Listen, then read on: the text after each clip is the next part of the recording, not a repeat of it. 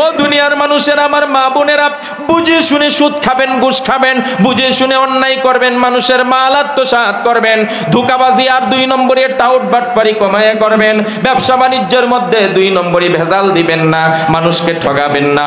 যে যে অন্যায়গুলো করছে একটু বুঝে শুনে করবেন, কারণ যদি সেই দিন বাম হাতে আমলনামা আসে, ও আম্মা মান উতিয়া কিতাবাহু বিশিমালি, যাদের আমলনামা বাম হাতে দেওয়া হবে, ফায়াকুলু ফা আম্মা মান উতিয়া কিতাবাহু বিশিমালিহি ফায়াকুলু ইয়া লাইতানি লাম উতা কিতাবিয়া, আমাকে যে কিতাব দেওয়া হয়েছে এটা কি আমলনামা দেওয়া আছে, ওয়ালাম আদ্রি মা হিসাবিয়া, আমি তো এইটা কিছুই বুঝছি না, এমন কি আমলনামা আমাকে দেওয়া হয়েছে।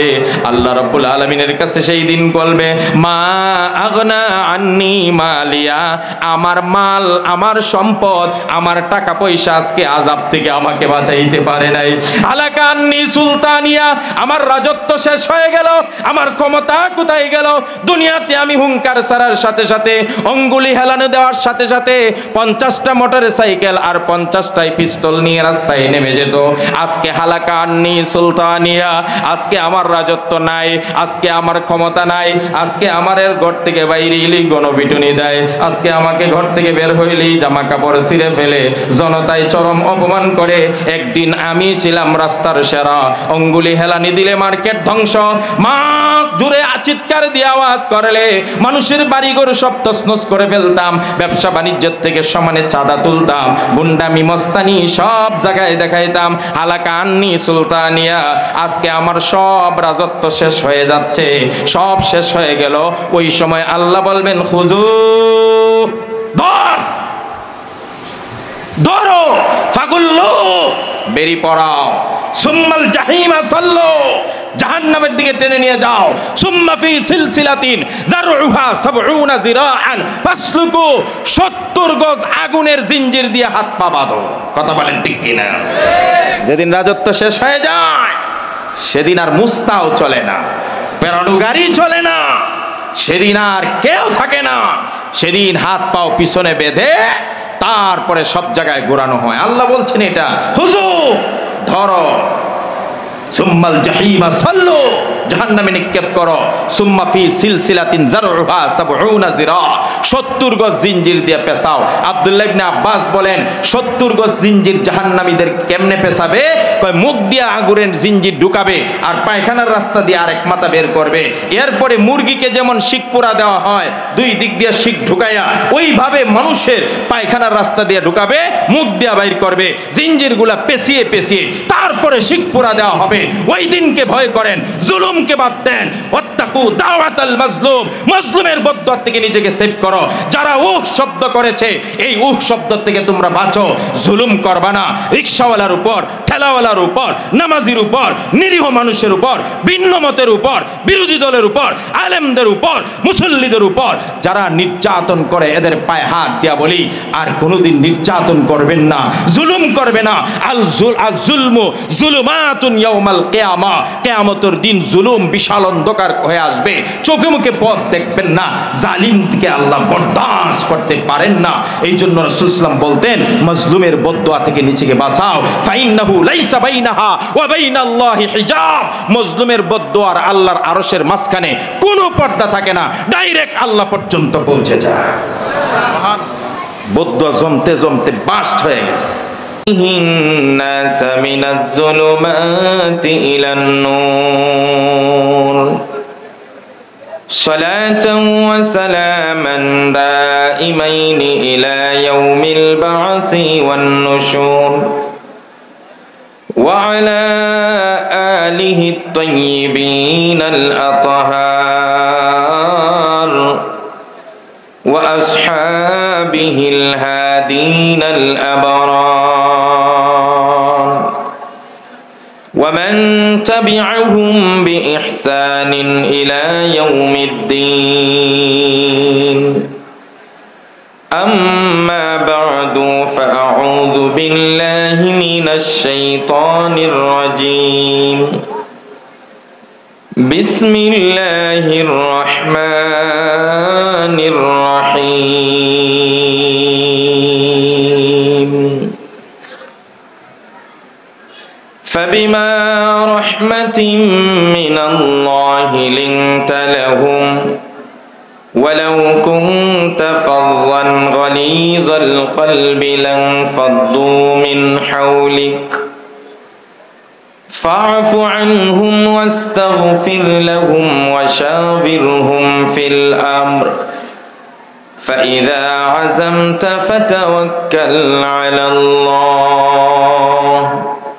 إن الله يحب المتوكلين وقال تعالى في موضع آخر واتقوا يوما ترجعون إلى الله ثم توفى كل نفس ما كسبت وهم لا يظلمون وجاء في الحديث الشريف عن عقبة بن عامر رضي الله تعالى عنه قال قال رسول الله صلى الله عليه وسلم صل من قطعك وأعط من حرمك واعف عمن ظلمك أو كما قال عليه الصلاة والسلام সকলে মহব্বত নিয়ে পড়েন বালাগাল উলা বিকামালিহি কাশাফাদ দুজা বিজামালিহি হাসুনাত জামিউ খিসালিহি সাল্লু আলাইহি ওয়া আলিহি दरपेशानी में तेरे कचरों को दरिया कर दिया दिल को रोशन कर दिया आँखों को बीना कर दिया बलगल उला बिकमालिही कशफद दुजा बिजमालिही हसनत जमीउ खिसालिही सल्लु अलैहि व आलिहि সকলে মহব্বত নিয়ে কয়েক মর্তবা তাসবিহ এবং জিকির পড়েন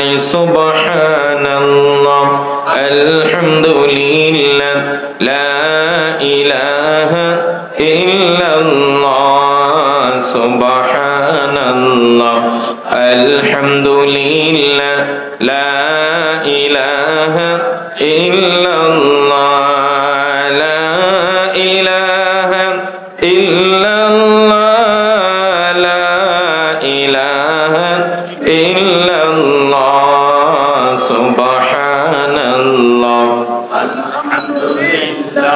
لا إله إلا الله لا إله إلا الله لا إله إلا الله لا إله إلا الله محمد رسول الله محمد صلى الله عليه وسلم صلى الله عليه وسلم صلى الله عليه وسلم رب اشرح لي صدري ويسر لي أمري واحلل عقدة من لساني يفقهوا قولي وبك نستعين يا مستعان ঐতিহ্যবাহী লক্ষ্মীপুর জেলার অন্তর্গত রায়পুর থানাধীন চরবংশী খাসেরহাট ঈদগাহ ময়দানে অনুষ্ঠিত 2 নং উত্তর চরবংশী ইউনিয়ন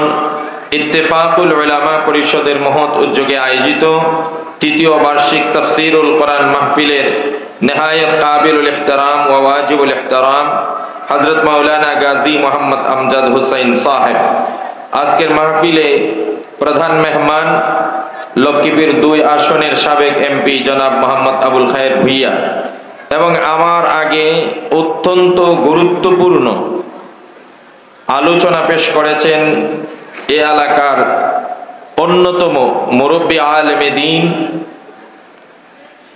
হযরতুল আল্লাম মাওলানা হারুন আল মাদানী হাফিজাহুল্লাহ তাআলা বারাকাল্লাহু ফি হায়াতিহি সকলে বলছে আমিন। সম্মানিত হাজিরিন, আজকের মাহফিলটা একেবারেই বাজারে বললেও ভুল হবে না। এই বাজারের একেবারে সন্নিকটে বা বাজারে বললেও ভুল হবে না জন্য বলছি। তো বাজার সম্পর্কে আমাদের কিছু ধারণা আছে। পৃথিবীতে সবচাইতে নিকৃষ্টতম স্থান অথবা বলতে পারেন অপছন্দের স্থান আল্লাহর কাছে কোনটা? সবাই বলেন। আর সবচাইতে পছন্দের জায়গা কোনটা? নবী করিম সাল্লাল্লাহু আলাইহি সাল্লাম বলেন, আহাব্বুল বিলাদি ইলাল্লাহি মাসাজিদুহা ওয়া আবগাদুল বিলাদি ইলাল্লাহি আসওয়াকুহা। পৃথিবীতে সবচাইতে পছন্দের জায়গা আল্লাহর কাছে মসজিদ, আর সবচেয়ে অপছন্দের জায়গা হলো বাজার। তো যেহেতু আল্লাহর কাছে সবচেয়ে পছন্দের জায়গা মসজিদ, এই জন্য আমরা মসজিদে কম যাই। কথা কোন ঠিক কিনা? আল্লাহর পছন্দের জায়গায় আমরা যেতে চাই না। আর বাজার যেহেতু আল্লাহর সবচাইতে অপছন্দের জায়গা, এই জন্য রাত দিন আমরা বাজারে পড়ে থাকি, বেশি বেশি বাজারে আসি এবং যাই। বিষয়টা এমন নয়। তবে কি হুজুর আপনি বলবেন আমরা বাজারে আসা বাদ দেব যেহেতু আল্লাহর অপছন্দের জায়গা? আমি বলবো না, বাজারে আসা বাদ দিলে তো সংসার চলবে না, পেট চলবে না, সমাজ চলবে না, পরিবার চলবে না। বাজারে আসতে হবে, কিন্তু এটাও মাথায় রাখতে হবে বাজার যে আল্লাহর অপছন্দের জায়গা। আর আমরা অপছন্দের জায়গায় যখন যাই তখন আমরা একটু বুলেট প্রুফ পড়ে যাই। ময়লার কাছে যদি কেউ যায় যেন ময়লা না লাগে, তাহলে সেই ব্যবস্থা করে যাওয়া দরকার। কথা বলে ঠিক কিনা? তো বাজার যেহেতু অপছন্দের জায়গা, সেজন্য বাজারে আসার আগে একটা ট্যাবলেট সেবন করতে হবে। এই ট্যাবলেট অ্যান্টিবায়োটিক ট্যাবলেট। এই ট্যাবলেট পান করে সেবন করে কেউ যদি বাজারে আসে, তাহলে প্রথম কথা হলো বাজারের যত নোংরামি, অসভ্যতা, অন্যায়, অপরাধ, অশ্লীলতা তাকে গ্রাস করতে পারবে না। এক। দুই নম্বর, এই ট্যাবলেটটা পান করলে বা সেবন করলে আরেকটা কি লাভ হবে? এই ট্যাবলেট যদি কেউ লাভ করে, 3টা পুরস্কার এমন দেওয়া হবে, যেই পুরস্কারটা 1 মিনিটের ভিতরে তারা অর্জন করবে, লাভ করবে। আল্লাহ নবী সাল্লাল্লাহু আলাইহি ওয়াসাল্লাম বলেছেন, যদি বাজারে ঢোকার সময় একটা ট্যাবলেট কেউ সেবন করতে পারে, কয়টা ট্যাবলেট? সবাই বলতে হবে কয়টা? তাহলে 1 নম্বর পুরস্কার হলো তার আমল নামায় 10 লক্ষ নেকি দেওয়া হবে। আর জোরে বলা যায় না? এমন একটা আমল আমাকে দেখান তো, যে একটা ট্যাবলেট সেবন করলে 10 লক্ষ নেকি পাওয়া যাবে। কিন্তু বাজারে ঢোকার সময় একটা ট্যাবলেট সেবন করলে কয় লক্ষ নেকি? সবাই বলেন। শুধু তাই নয়, নবীজি সাল্লাল্লাহু আলাইহি সাল্লাম বলেন, বাজারে প্রবেশের সময় যদি ট্যাবলেটটা কেউ সেবন করে, তাহলে শুধু 10 লক্ষ নেকি তার আমল নামায় দেওয়া হবে। তাই নয়, দ্বিতীয় নম্বর পুরস্কার হলো তার আমল নামা থেকে 10 লক্ষ গুনাহকে মুছে দেওয়া হবে। 3 নম্বর পুরস্কারটা কি? বিশ্বনবী সাল্লাল্লাহু আলাইহি ওয়াসাল্লাম বলেন, আমার আল্লাহ রাব্বুল আলামিন বাজারে প্রবেশের সময় এই ট্যাবলেটটা সেবন করলে তার মর্যাদা, তার সম্মান 10 লক্ষ ডিগ্রি উপরে উঠায় দিবেন। একটা ট্যাবলেট যদি কেউ সেবন করে, তাহলে 3টা পুরস্কার। নাম্বার 1, 10। এই যে দুনিয়া, এই যে লুক এট মি, আপনাকে আমি 1 মিনিটে একটা ট্যাবলেট দ্বারা 10 লক্ষ সওয়াব পাওয়ার ব্যবস্থা করছি। 10 লক্ষ গুনাহ আপনার আমলনামা থেকে ডিলিট করার ব্যবস্থা করছি। 10 লক্ষ মর্যাদা আল্লাহ পর্যন্ত পৌঁছার জন্য ব্যবস্থা করছি। আর আপনি ওইদিকে তাকায় আছেন। তার মানে বোঝা যায় মানুষ দুনিয়া নিয়ে ব্যস্ত, আখিরাতের প্রতি মনোযোগী না। আমরা কি দুনিয়ার পাগল না আখিরাতের পাগল? সবাই বলেন না কেন? আল্লাহ রাব্বুল আলামিন বলেন, ফাআম্মা মান তাগা ওয়া আসারাল হায়াতাদ দুনিয়া ফাইন্নাল জাহিমা হিয়াল মাওয়া ওয়া আম্মা মান খাফা মাকামা রাব্বিহি ওয়া নাহান নাফসা আনিল হাওয়া ফাইন্নাল জান্নাতা হিয়াল মাওয়া। যারা দুনিয়ার প্রতি আকৃষ্ট হয়ে যায়, আল্লাহর অবাধ্য জিন্দেগি, আল্লাহর বিরোধী জিন্দেগি লালন পালন করে যদি কবরে যায়, এদের ঠিকানা হবে জাহান্নাম। আর যারা নিজের মন গড়া জিন্দেগি বাদ দিয়ে আল্লাহর নবীর এবং আল্লাহর হুকুমে পরিচালিত হয়, পরকালে আল্লাহর আদালতে জবাবদিহিতার ভয় পায়, তাদের ঠিকানা আল্লাহ জান্নাত বানায় দিবেন। এজন্য আমরা দুনিয়া চাই না, পরকাল চাই। ওই মেয়ে, দুনিয়া তো এটা কাগজের মোয়া, হাওয়াই মিষ্টি। ছোটবেলায় দেখতেন না, আমরা ছোট বাচ্চারা খেলাধুলা করত, বিভিন্ন পাতিল নিয়ে বালি একটার মধ্যে দিয়ে এটাকে নাড়াচাড়া দিত, বলতে ভাত পাক করছি। আর একটার মধ্যে গাছের পাতা ছিঁড়ে দিয়ে করতো, এটা গোস্ত রান্না করছি। কথা কয় না কেন? এরপরে সব করার পরে একজনকে জামাই বানাইতো, আরেকজনকে বউ বানাইতো। এদের বিয়ে হবে, আমরা সবাই বরযাত্রী খাওয়া দাওয়া করবো। তো সব আয়োজন শেষ, মিশিমিশি খাওয়া, মিশামিশি খাওয়া। সন্ধ্যার আজান হয়ে গেলে মাগরিবের সব রেখে দৌড়। কি এর বিয়ে আর কি এর খানা? কথা কোন ঠিক কিনা? ঠিক সেম, একদম সেম উদাহরণ দিয়ে আল্লাহ বলছেন, ওয়ামাল হায়াতুদ দুনিয়া ইল্লা লাইবুন ওয়া লাহু ওয়া ইন্নাদ দারাল আখিরাতা লাহিয়াল হায়ান। আল্লাহ রাব্বুল আলামিন বলেন, দুনিয়ার জীবনটা খেলতামাশার জীবন, হাওয়াই মিষ্টি এত বড় করে বানায়, হাতে নেওয়ার পরে মুঠির ভিতরে একটা চাপ দিলে আস্তে করে যেমন ছোট হয়ে যায়। সারা জীবনে যা কামাইবেন, দুনিয়ার পিছনে যত সময় নষ্ট করবেন, এগুলা হাওয়াই মিষ্টির মতো। আখিরাতের জিন্দেগির তুলনা এগুলার কোনো হিসাব নেই। কথা বলেন ঠিক কি না? এজন্য আমরা দুনিয়া চাই না, পরকাল চাই। কে কে পরকাল চান? হাত উঠান। লিল্লাহে তাকবীর, লিল্লাহে তাকবীর। হাত নামান। মিয়া, যারা উঠে গেছে তারা ঠকবেন। যদি এখনো আসেন, তাহলে সারা জীবন বাজারে আসবেন, বাজারের নোংরামি, অভদ্রতা, অন্যায়, অপরাধ আপনি আমার শরীরে টাচ করবে না। আর তিনটা পুরস্কার আল্লাহর পক্ষ থেকে আপনাকে দেওয়া হবে। নাম্বার 1, 10 লক্ষ সওয়াব পাবেন, 10 লক্ষ গুনাহ মাফ হবে, 10 লক্ষ ডিগ্রি আপনার মর্যাদা বাড়িয়ে দিবেন কে? আল্লাহ। কয়টা ট্যাবলেট? একটা। এখন আপনারা জানতে চান না ট্যাবলেটটার নাম কি? কে কে জানতে চান? হাত ওঠান। এখন যারা আছেন এরা কি ট্যাবলেট নাম না জেনেই চলে যাবেন?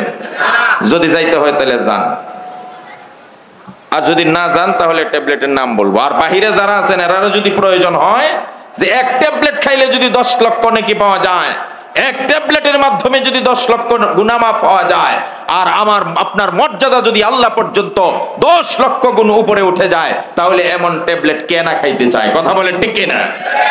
এখন ট্যাবলেটটা কি জানতে চান? মনোযোগ দিয়ে শুনবেন তো কথা, ওই দিক সেদিক তাকাবেন না। যদি কোনো রিকশায় হরন দেয় তো এদিকে তাকায় দেখবেন না।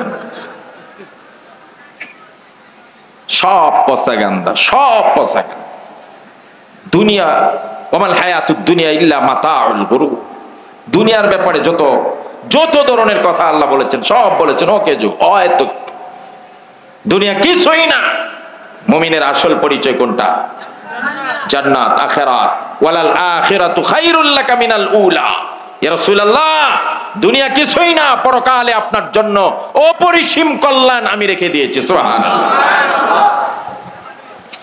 নবী করিম সাল্লাল্লাহু আলাইহি সাল্লাম বলেন, মান কারা হিনা দাখালাস সুকা লা ইলাহা ইল্লাল্লাহু ওয়াহদাহু লা শারীকা লা লাহুল মুলকু ওয়া লাহুল হামদু ইউহয়ি ওয়া ইউমীতু ওয়া হুয়া হাইয়্যুন লা ইয়ামুতু বিয়াদিহিল খায়র ওয়া হুয়া আলা কুল্লি শাইইন কাদির। আল্লাহর নবী বলেন, এই দোয়াটা যদি কেউ বাজারে প্রবেশের সময় পাঠ করে, আমি ট্যাবলেট বলছিলাম বোঝানোর জন্য, নবীজি বলছেন একটা মাত্র দোয়া, 30 সেকেন্ডও লাগে না। এই দোয়াটা যদি বাজারে প্রবেশের সময় আপনি পড়তে পারেন, ও ব্যবসায়ী ভাইয়েরা আপনারও দরকার, যারা ক্রেতা আছেন তাদেরও দরকার, কারণে যারা বাজারে ঢুকেন আপনাদেরও দরকার। এই দোয়াটা যদি 30 সেকেন্ডের ভিতরে পড়তে পারেন, নবীজি বলেন আমার আল্লাহ তার আমল নামায় আলফা আলফি হাসানাত 10 লক্ষ নেকি দান করবেন। যদি 30 সেকেন্ডের ভিতরে এই দোয়াটা বাজারে প্রবেশের সময় আপনি আমি পাঠ করতে পারি, মাহা আনহু আলফা আলফি সাইয়্যাত, তার আমলনামা থেকে 10 লক্ষ গুনাহ আল্লাহ ডিলিট করে দেন। শুধু তাই নয়, নবীজি বলবেন আর তার মর্যাদার সম্মানকে 10 লক্ষ গুণ আল্লাহর দিকে উপরে উঠায় দেওয়া হয়। দোয়াটা বড় সিম্পল, একেবারে ছোট একটা দোয়া। লা ইলাহা বলেন ইল্লাল্লাহু ওয়াহদাহু লা শারীকা লাহু লাহুল মুলকু ওয়া লাহুল হামদু ইউহয়ি ওয়া ইউমীতু ওয়া হুয়া হাইয়্যুন লা ইয়ামুতু। ইসলামী হিজরি ক্যালেন্ডার কি হচ্ছে, আরবি, ইসলাম, কোরআন এগুলোর সাথে আমাদের ন্যূনতম কোনো সম্পর্ক নাই। আমরা সব জানি, ইতিহাস সব বুঝি, ইংলিশ মুখস্থ করতে পারি, বীজগণিতের বড় বড় সূত্র আমরা মুখস্থ করতে পারি। কথা বলে ঠিক কিনা? a plus b whole square equal to a square plus 2ab plus b square, আরো কত কিছু। আর ছোট্ট থেকে ছোট্ট একটা দোয়া আমরা মুখস্থ করতে পারি না। মুসলমান হিসাবে এর চেয়ে বড় ব্যর্থতা আমাদের আর কিছু হতে পারে না। গত সেশনে আমাদের মাদ্রাসার যে শিক্ষা বোর্ড আল হাইয়াতুল উলিয়া আলিল জামিয়াতিল কওমিয়া, এই নামটা 300 এমপির একজন উচ্চারণ করতে পারে না। এরাই আবার বলে আমরা 1 নম্বর মুসলমান। কথা বলে ঠিক কিনা? যাদের মুখস্থ হয়েছে ভালো, আর যাদের মুখস্থ হয় নাই, এবার দ্বিতীয়বার আমি বলবো আমাকে কয় টাকা করে দিবেন বলেন? হাসে, দিবেন না টাকা? কেন দিবেন না? আপনাকে আমি 10 লক্ষ সওয়াব কেমনে অর্জন করা হয়, কেমনে 10 লক্ষ জীবনের গুনাহ থেকে মাফ পাওয়া যায়, 10 লক্ষ মর্যাদা আপনার আল্লাহর দিকে উঠানো যায়, এত বড় একটা ফজিলতের দোয়া শিক্ষা দিব, আর আমাকে ভিজিট দিবেন না? আপনি সর্দি কাশির জন্য ডাক্তারকে 500 টাকার ভিজিট দিতে পারেন, সামান্য অসুস্থতার জন্য আপনি 1000-1500 টাকার ভিজিট দিতে পারেন, আর আখিরাতের পুঁজি সংগ্রহ করার জন্য কিয়ামতের দিন একটা সওয়াবের জন্য আপনি সমস্ত হাসর করবেন, কেউ আপনাকে একটা সওয়াব দিবে না। কথা বলে ঠিক কিনা? কোরআনে কারিমে আল্লাহ রাব্বুল আলামিন বলেন, ইয়াউমা ইয়াফিরুল মারউ মিন আখিহি ওয়া উম্মিহি ওয়া আবিহি ওয়া সাহিবাতিহি ওয়া বানিহি লিকুল্লি ইমরিইম মিনহুম ইয়াউমা ইযিন শাআনুন ইউগনি। কিয়ামতের কঠিন ময়দানে কোন এক ব্যক্তির আমলনামা সমান সমান হয়ে যাবে, তার সওয়াব আর গুনাহ দুটাই সমান, পাল্লা একটাও ভারী হচ্ছে না। আল্লাহ রাব্বুল আলামিনের পক্ষ থেকে জানিয়ে দেওয়া হবে, তুমি যদি একটা মাত্র সওয়াব কারো কাছ থেকে কর্জ নিতে পারো, তাহলে তোমার সওয়াবের পাল্লা ভারী হয়ে যাবে। তোমাকে সুযোগ দিলাম, যাও একটা সওয়াব কারো কাছে পাও কিনা।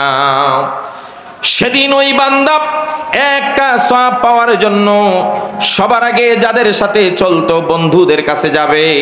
দোস্ত, তোর সাথে আমার কত বন্ধুত্ব ছিল, কত রাত তোর সঙ্গে কাটিয়েছি, কত আন্দোলন সংগ্রাম করেছি, কত আলেমের গায়ে তোর কারণে আমি হাত তুলেছি। কথা বলেন ঠিক কিনা?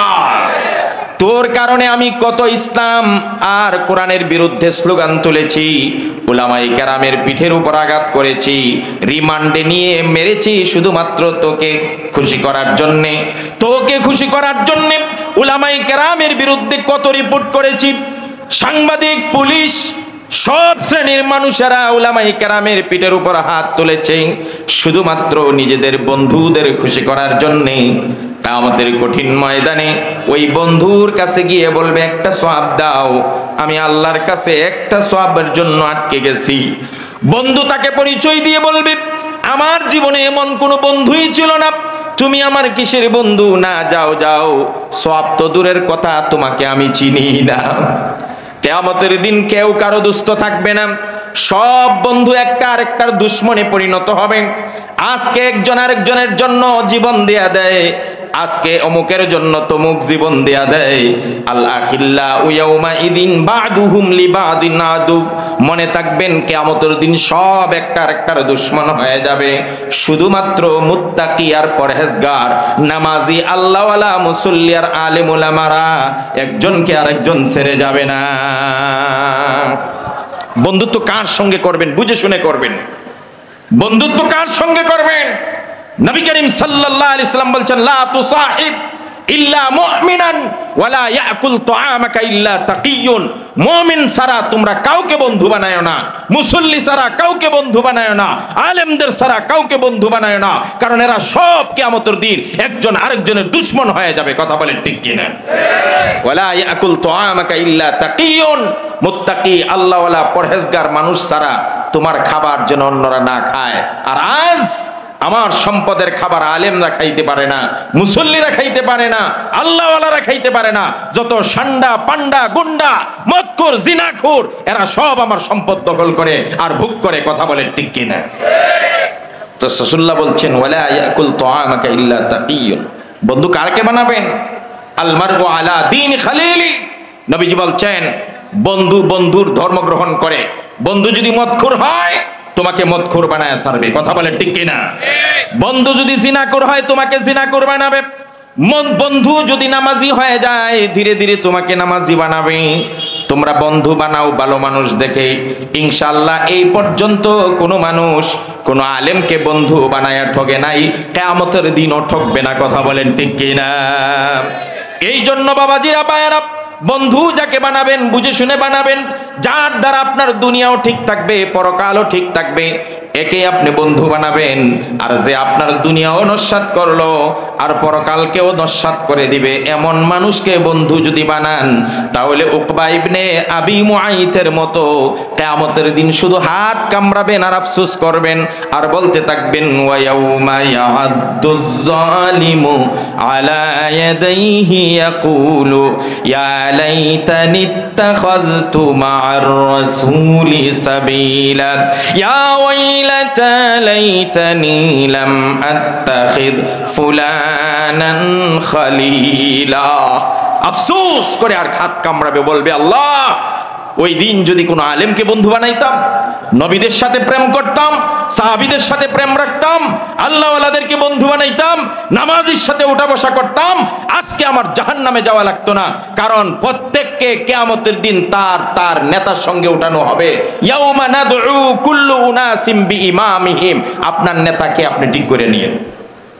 আমি আমার নেতার সাথে উঠবো ইনশাআল্লাহ, এবং আমি ইনশাআল্লাহ এটুকু আশা রাখি আমার নেতা একজন নামাজি, আমার নেতা একজন আল্লাহওয়ালা, আমার নেতা একজন আলেম, আমার নেতা একজন নিষ্ঠাবান, আমার নেতা একটা দুর্নীতি মুক্ত নেতা, আমার নেতা জিনাখোর নয়, আমার নেতা মদখোর নয়, আমার নেতা ঘুষখোর নয়, আমার নেতা দুর্নীতিবাজ নয়, আমার নেতা টেন্ডারবাজ নয়, আমার নেতা লক্ষ লক্ষ টাকা পাচার করে মালয়েশিয়া, ইন্দোনেশিয়া, থাইল্যান্ড বিভিন্ন রাষ্ট্রে হোম বানাইয়া গড় বানিয়ে দুর্নীতি করে না, সুইজারল্যান্ডের সুইস ব্যাংকে মানুষের টাকা আত্মসাৎ করে না, আমার নেতা একটা টাকাও জনগণের নস্যাৎ করে না। এমন নেতার পিছনে আমি কিয়ামতের দিন উঠতে চাই। কথা বলেন ঠিক কিনা? আপনি কোন নেতার পিছনে উঠবেন এটা আপনার খুশি। আপনি যদি দুর্নীতিবাজ, ঘুষখোর, জিনাখোর, মদখোর ক্লাবে গিয়ে রাতের বেলা অর্ধ উলঙ্গ হয়ে মদ খেয়ে পড়ে থাকে, এমন নেতা আছে না নাই? কথা বলেন আছে না নাই? জনগণ আমরা কার পিছনে দৌড়াচ্ছি? হরিণের মতো মরীচিকা দেখলে পানি মনে করে জীবন দিয়ে দেয়। মরুভূমিতে যখন উত্তপ্ত বালিকণা রৌদ্র, তখন রৌদ্রের তাপে বালিগুলো একেবারে ছোট্ট কণা আকার ধারণ করে আর হালকা বাতাসে সেগুলো উঠতে থাকে। আপনারা দেখবেন টিনের ঘরের চাল যাদের আছে, এই টিনের ছিদ্র দিয়ে রৌদ্র যখন ওঠে তখন একটা লাইট, একটা ফোকাস আসে, আর ওই ফোকাসের মধ্যে যখন আপনারা বিছানা নাড়া দেন, ঝাড়া দেন, তখন কি হয়? এটাকে মরীচিকা বলা হয়। এমন মরীচিকা মরুভূমিতে দেখা যায়, মনে হয় যে পানি ঢেউ খেলতেছে। হরিণী মনে করে এই মরীচিকা মনে হয় পানি, সমুদ্র, নদী, খাল, ঝর্ণা। দৌড়ায় দৌড়ায় কিয়ামত পর্যন্ত দৌড়াইলে এই হরিণী মরীচিকার পিছনে দৌড়ায় যেমন পানির সন্ধান পাবে না। খোদার কসম, যারা আজ নেতৃত্ব বাছাই করতে ভুল করে মরীচিকার পিছনে দৌড়াচ্ছেন, কিয়ামতের দিন আফসোস করবেন আর হাত কামড়াবেন। কারণ ওই দিন আপনার নেতার পিছনে আপনাকে উঠানো হবে। যদি আপনার নেতা জান্নাতি হয় আপনি জান্নাতি, আপনার নেতা যদি জাহান্নামী হয় আপনিও জাহান্নামী। কথা বলেন ঠিক কিনা? সুতরাং নেতা নির্বাচনে ভুল করলে সব জায়গায় ধরা খাবেন।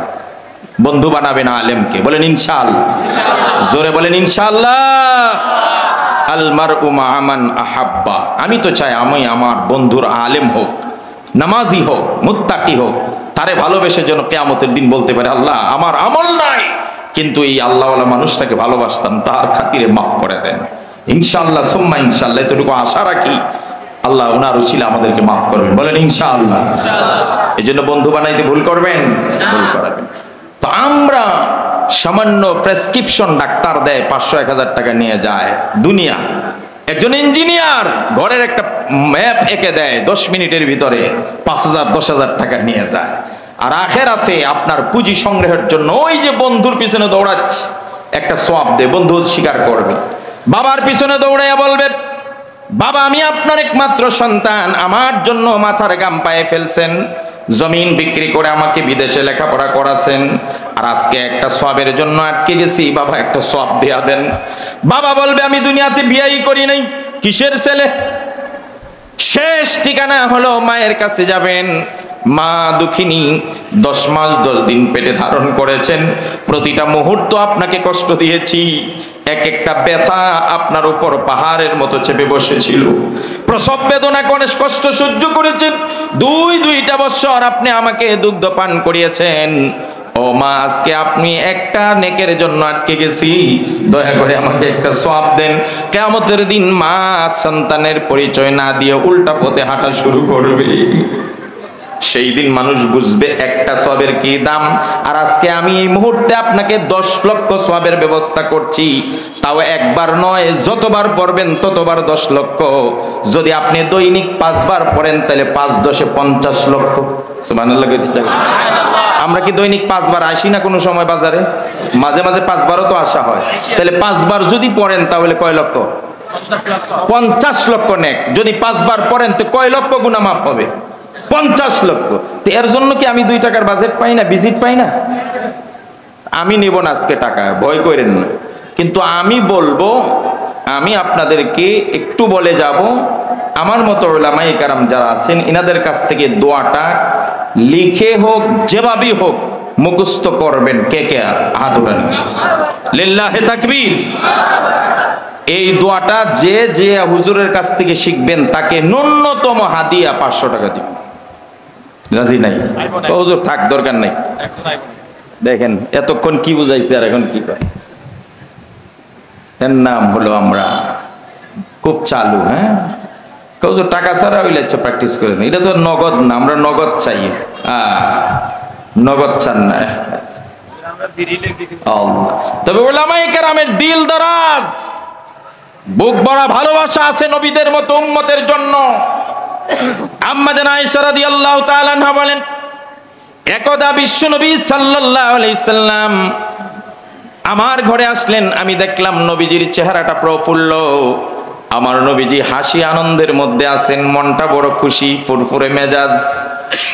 আম্মা জান আয়েশা বলেন, আমি চিন্তা করলাম নবীজির মেজাজ যেহেতু ফুরফুরে খুশি ভাব, সুতরাং এই মুহূর্তেই নবীজির কাছে কিছু একটা চাওয়া দরকার। আমাদের মা বোনরা যদি মাইকের আওয়াজ শুনে থাকেন, স্বামীর মেজাজ বুঝে আপনারা কিছু চাইবেন। স্বামী বিচারা সারাদিন বাজার থেকে ব্যবসা বাণিজ্য করে বাড়িতে যাওয়া মাত্রই বউ বলছে, এবারে ঈদে যদি 10,000 টাকার বাজেট না দেও তাহলে ঈদ করবো না, বাপের বাড়ি চলে যাও। স্বামীর মেজাজ খারাপ, মাত্র সারাদিনে ব্যবসা বাণিজ্য করে আসছে, মনে মনে করবো তাড়াতাড়ি যা, তুই গেলে আমার বরং আল্লাহ বাঁচাইবে। ঠিক কিনা? না, এমন ভাবে চাইবেন না। স্বামীদেরকে কাছে চাইতে হলে ওই ভাব নিয়ে যেতে হবে। যেমন স্বামী বিচারা বাড়িতে গেল, হাত থেকে বাজারের ব্যাগটা নেন, জুতাটা খুলে দেন, পাঞ্জাবি আর জামাটা খুলে দেন, ওজুর পানিটা এগিয়ে দেন, হাত মুখ ধোয়া শেষ হোক গামছাটা এগিয়ে দেন, তারপরে খানা দেন। খাওয়া দাওয়ার পরে যদি স্বামীর পান খাওয়ার অভ্যাস থাকে, সুন্দর করে নিজ হাতে একটা পান বানিয়ে দেন। পানটা মুখে দেওয়ার পরে যখন 2-3টা চাবা দিবে, মুখে একটু রস আসবে স্বামীর, তখন বলবেন, স্বামী গো এবারে যে একটু টাকা দিয়েন, মার্কেট করব। স্বামীর মন তখন ভালো, খুশির সাথে ডাবল টাকা দিয়া দিবে। কথা বলেন ঠিক কিনা? আমাকে মা বোনরাও চাইবার কোনো প্রসেস জানে না, উল্টা পাল্টা চায়, মাইরও খায়। কথা বলেন ঠিক কিনা? তো আম্মা জান আয়েশা রাদিয়াল্লাহু তাআলা আনহা বলেন, আমি দেখলাম নবীজির মেজাজ খুব ফুরফুরে, খুব খুশি ভাব, ভাবলাম যে এই মুহূর্তেই চাওয়া দরকার।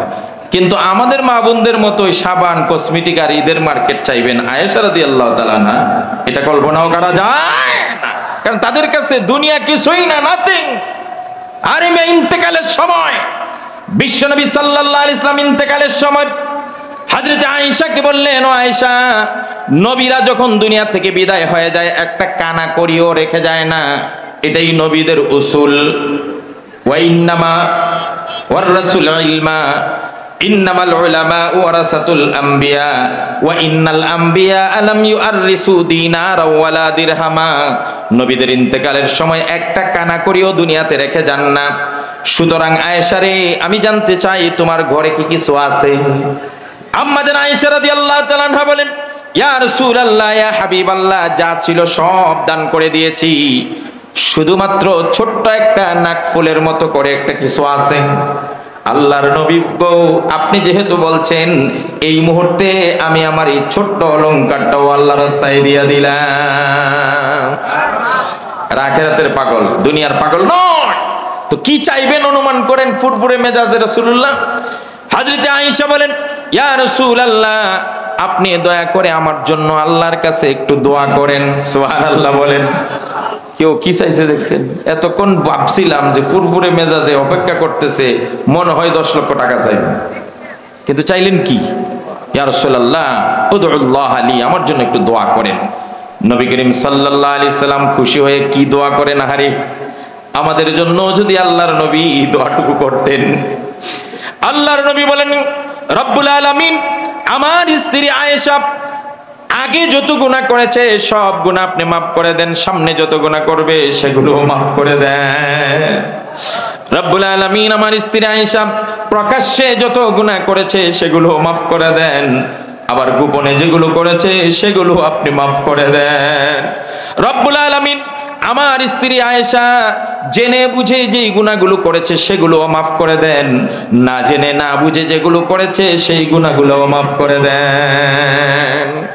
আম্মা জান আয়েশা রাদিয়াল্লাহু তাআলা হেভি খুশি, মন বড় আনন্দ।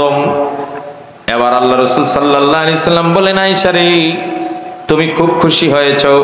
হযরত আয়েশা বলেন, ইয়া রাসূলুল্লাহ, অবশ্যই খুশি হয়েছি, আমার জন্য স্পেশালি এমন সুন্দর দোয়া করলেন। এবার আমার নবী, দয়াল নবী, উম্মতের কান্ডারি নবী বলেন, ও আয়েশা, আজকে তোমার জন্য যেই দোয়াটা করেছি, আমি প্রত্যেকবার নামাজের পরে যখনই দোয়া করি আমার প্রত্যেকটা উম্মতের জন্য এই দোয়াটা করে থাকি।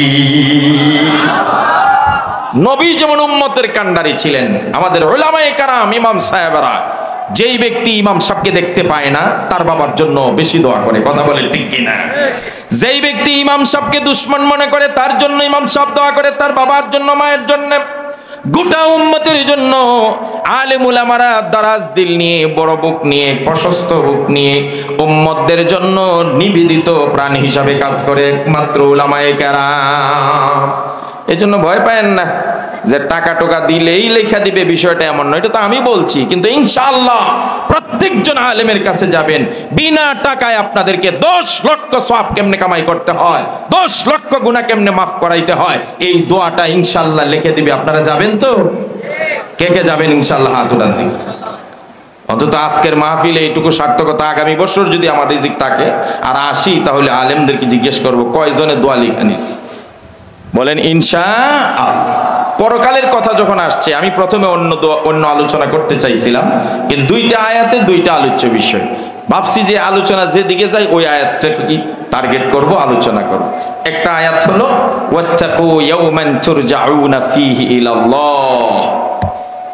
আল্লাহ রাব্বুল আলামিন বলছেন, ওয়াত্তাকু, ভয় করো, ইয়াওমান, ওই দিনকে, তুরজাউনা ফীহি ইলাল্লাহ, যেদিন তোমরা সবাই আল্লাহর কাছে ফিরে যাবে। সুবহানাল্লাহ।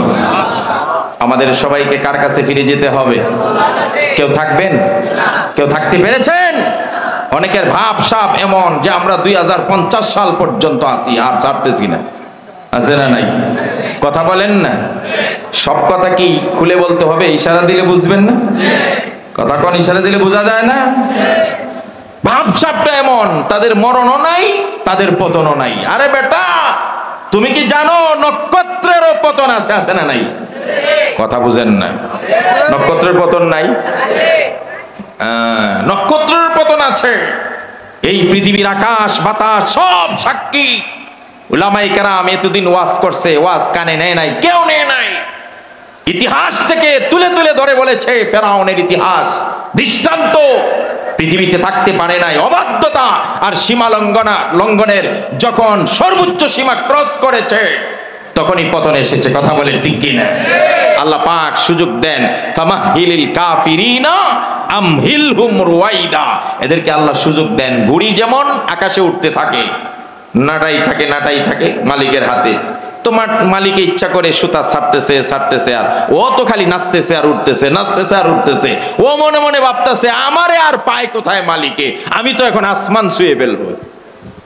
মালিকে কয় বিকাল হয়ে গেছে রে, সন্ধ্যা যখন ঘনিয়ে আসবে, যখন আজাল চলে আসবে, ইযা জা আজালুহুম লা ইস্তাখিরুনা সাআতাও ওয়া লা ইস্তাকদিমুন, সন্ধ্যা ঘনিয়ে আসবে, মৃত্যুর কাল চলে আসবে, সময় যখন পুড়িয়ে যাবে তখন কিন্তু নাটাই ধরে আস্তে আস্তে টানবে আর ঘুরে আসতে থাকবে, নিচে নামতে শেষ পর্যন্ত এমন ভাব হয় নিচে আসার একটু আগে হয় ডান সাইডে না হয় বাম সাইডে মুখ থুবড়ে পড়ে। কথা বলে ঠিক কিনা?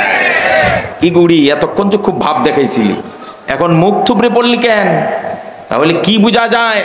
ফেরাউন বলেছিল আনা রব্বুকুমুল আলা, আমি হলাম সবচেয়ে বড় আল্লাহ। নাউজুবিল্লাহ বলবেন না? ফেরাউন একদিন লোহিত সাগরে, নীল নদে পানি শুকায় গেছে, মিশরীরা ফেরাউনের কাছে গেছে, গিয়ে বলতেছে জাহাপনা আমাদের সাগরের পানি শুকায় গেল, তা এখন আমরা নদীতে পানি না আসলে চাষাবাদ করবো কেমনে, পানির ব্যবস্থা করেন। আপনারা কি বলেন, ফেরাউনের বাবার ক্ষমতা আছে পানির ব্যবস্থা করা? সবাই বলে না কেন? উপর থেকে পানি নামান কে? নিচ থেকে পানি উঠান কে?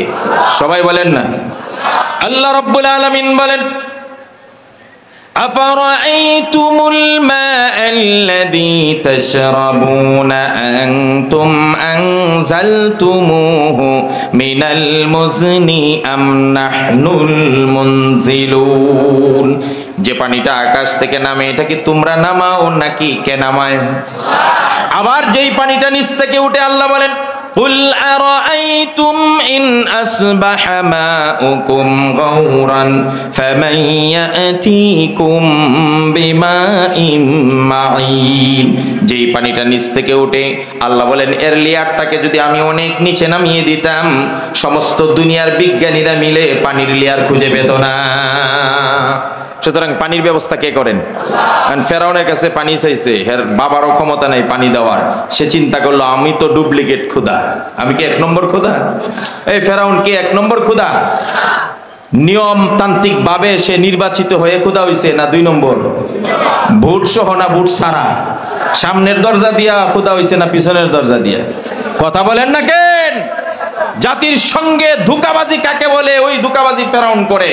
সে চিন্তা করলো আমি তো ডুপ্লিকেট, আমার তো কোনো ক্ষমতাই নাই পানি দেওয়ার, কিন্তু জনগণকে তো মানাইতে হবে। এই জন্য পাহাড়ের সর্বোচ্চ শৃঙ্গে উঠে গুহার ভিতরে একেবারে সাধনায় বসে, চতুর্দিকে রেড অ্যালার্ট, পাহাড়ে কেউ উঠতে পারবে না, কারণ যদি জেনে যায় 2 নম্বরই সেইখানে গিয়ে কি করে। এই জন্য রেড অ্যালার্ট, যত ফোর্স আছে, গার্ড অফ রেজিমেন্ট আছে, গোয়েন্দা বিভাগ আছে, আর্মি, মিডিয়া, র্যাব সব ঠিকঠাক, কাউকে একটা মাসিয়ে যেন উঠতে না পারে। এবার সে সর্বোচ্চ সিংহে উঠে গুহার ভিতরে ঢুকছে, 2 সাধনা কয় আল্লাহরে, কয় আল্লাহ তুমি তো জানো আমি বিনা বুটে, কথা কয় না? কার কথা কইতেছি? হ্যাঁ, ফেরাউনের কথা কইতেছে। আবার কে কোনটা মনে করে আল্লাহ জানে। তুমি তো জানো আমি বিনা বুটে খোদা, আমি 1 নম্বর না 2 নম্বরটা, আমি সামনের দরজা দিয়ে নেওয়া পিছনের দরজা দিয়া জাতির সঙ্গে ধোঁকাবাজি আর গাদ্দারি করে আমি খোদা হইছি। সুতরাং আমার কোনো ক্ষমতা নাই, আসল খোদা তো তুমি। সুতরাং আমার একটু বৃষ্টি দেও, জাতির সামনে আমার লজ্জিত করে না, মানিজ্যতটা বাঁচাও। তো আল্লাহ পাক তো সুযোগ দেন, কথা কয় না? আল্লাহ কি দেন? ওই যে আগে বললাম ফামাহিলিল কাফিরিনা আমহিলহুম রুয়াইদা। এবার এই সময়ে ইন দ্য মিন টাইম নীল নদে আল্লাহ জোয়ার তৈরি করে দিছেন। সুবহানাল্লাহ, কে দিছেন? এই সময়ে হযরত জিবরাইল আলাইহিস সালাম একটা মানুষের রূপ ধারণ করে মোটামুটি মুরব্বির মতো একটু পুরান জামা টামা পরে আইছে ফেরাউনের কাছে। ফেরাউন তো গুহার ভিতরে এই বুড়া চাচারে দেখা মাথার আওলায় গেছে, তুমি এখানে কেমনে আসলে? এটা তো সর্বোচ্চ নিরাপত্তার জায়গা, এখানে তো মাসি আসাও নিষেধ। আমার গার্ড অফ রেজিমেন্ট কোথায়, আমার আর্মি কোথায়? আরে মিয়া, মৃত্যু আইলে পরে লাল টেলিফোন, নীল টেলিফোন, আর্মি, বিডিআর, র‍্যাব, কেউ কাউকে রক্ষা করতে পারে না। এটা দুনিয়ার ইতিহাস অনেক আগে। মরণের সময় আইলে কেউ পাইবা না কাজ। এখন জিবরাইল আলাইহিস সালাম বলে, আরে বাবা জাহাপনা, আমি কেমনে আইছি, আইসা পড়ছি যেহেতু এটার খোঁজার দরকার নাই, কিন্তু আমি কেন আসছি এটা জানতে পারে না। ফেরাউন বলে, বলো কি বলবা? আপনার কাছে আমি একটা বিচার চাই, ফয়সালা চাই। কি ফয়সালা? যদি কোন গোলাম তার মনিবের সব নিয়ামত ভোগ করে, সব সুবিধা তার মনিবের পক্ষ থেকে ভোগ করছে, কিন্তু সে মনিবের অবাধ্য হয়, কথা শুনে না, তাহলে এমন অবাধ্য গোলামের কি বিচার হবে? আমার মতে আপনি জাহাপনা ছাড়া এই পৃথিবীর কেউ এর ফয়সালা দিতে পারবে না। ফেরাউন তো বুঝে নাই কার কথা কইছে। দেখছে নীল নদের জোয়ারও উঠে গেছে, আবার সে একটা মুলাফামও দিছে যে আমি ছাড়া এটার ফয়সালা কেউ দিতে পারবে না। সুতরাং সে বলে উঠছে, যেই গোলাম মনিবের সব নিয়ামত ভোগ করেও মনিবের অবাধ্য হয়, এমন গোলামকে লোহিত সাগরে অথবা নীল নদে চুবাইয়া চুবাইয়া মারা দরকার। কে লেখা দিছে? জিবরাইল আলাইহিস সালাম সালাক করে লেখা দেন, দস্তখত দেন, কারণ পরে আপনি আবার অস্বীকার করবেন। কনা দিচ্ছি, দিছে খুশির সাথে। জিবরাইল আলাইহিস সালাম কো ঠিক আছে, যাই, দেখা হবে আপনার সাথে। ফেরাউন তো বুঝে নাই কিছু, এত মহা খুশি, ওই যে নদ পানি আসছে, জনগণ খুশি, এখন সব শেষ। যেদিন মুসা আলাইহিস সালামকে তাড়া করছে নীল নদের দিকে, লোহিত সাগরের দিকে, মুসা আলাইহিস সালাম তার স্বজাতি সবাইকে নিয়ে 12টা গোত্রের লোককে নিয়ে লোহিত সাগরের দিকে রওনা, ফেরাউনের হাত থেকে বাঁচার জন্য। ফেরাউন খবর পেয়ে অস্ত্র শস্ত্র সজ্জিত হয়ে সমস্ত বাহিনী নিয়ে তাদের পিছনে দাওয়া করছে। তাহলে পিছনে ফেরাউনের সশস্ত্র বাহিনী, আর সামনে গিয়া পাইছে উত্তাল তরঙ্গমালা, খরস্রোতা সেই লোহিত সাগর বা নীল নদ। এখন বনি ইসরাইল তো এমনি পেশুক জাতি। মুসা আলাইহিস সালাম যখন গিয়ে দেখলেন নীল নদের সামনে কোনো নৌকা নাই, মাঝি নাই, মাল্লা নাই, কিছুই নাই। এখন মুসার জাতিরা কইতেছে, ইয়া মুসা ইন্না লামুদরাকুন, হে মুসা আমাকে কই নিয়ে আইছো, আমরা তো ধরা খেয়ে গেলাম।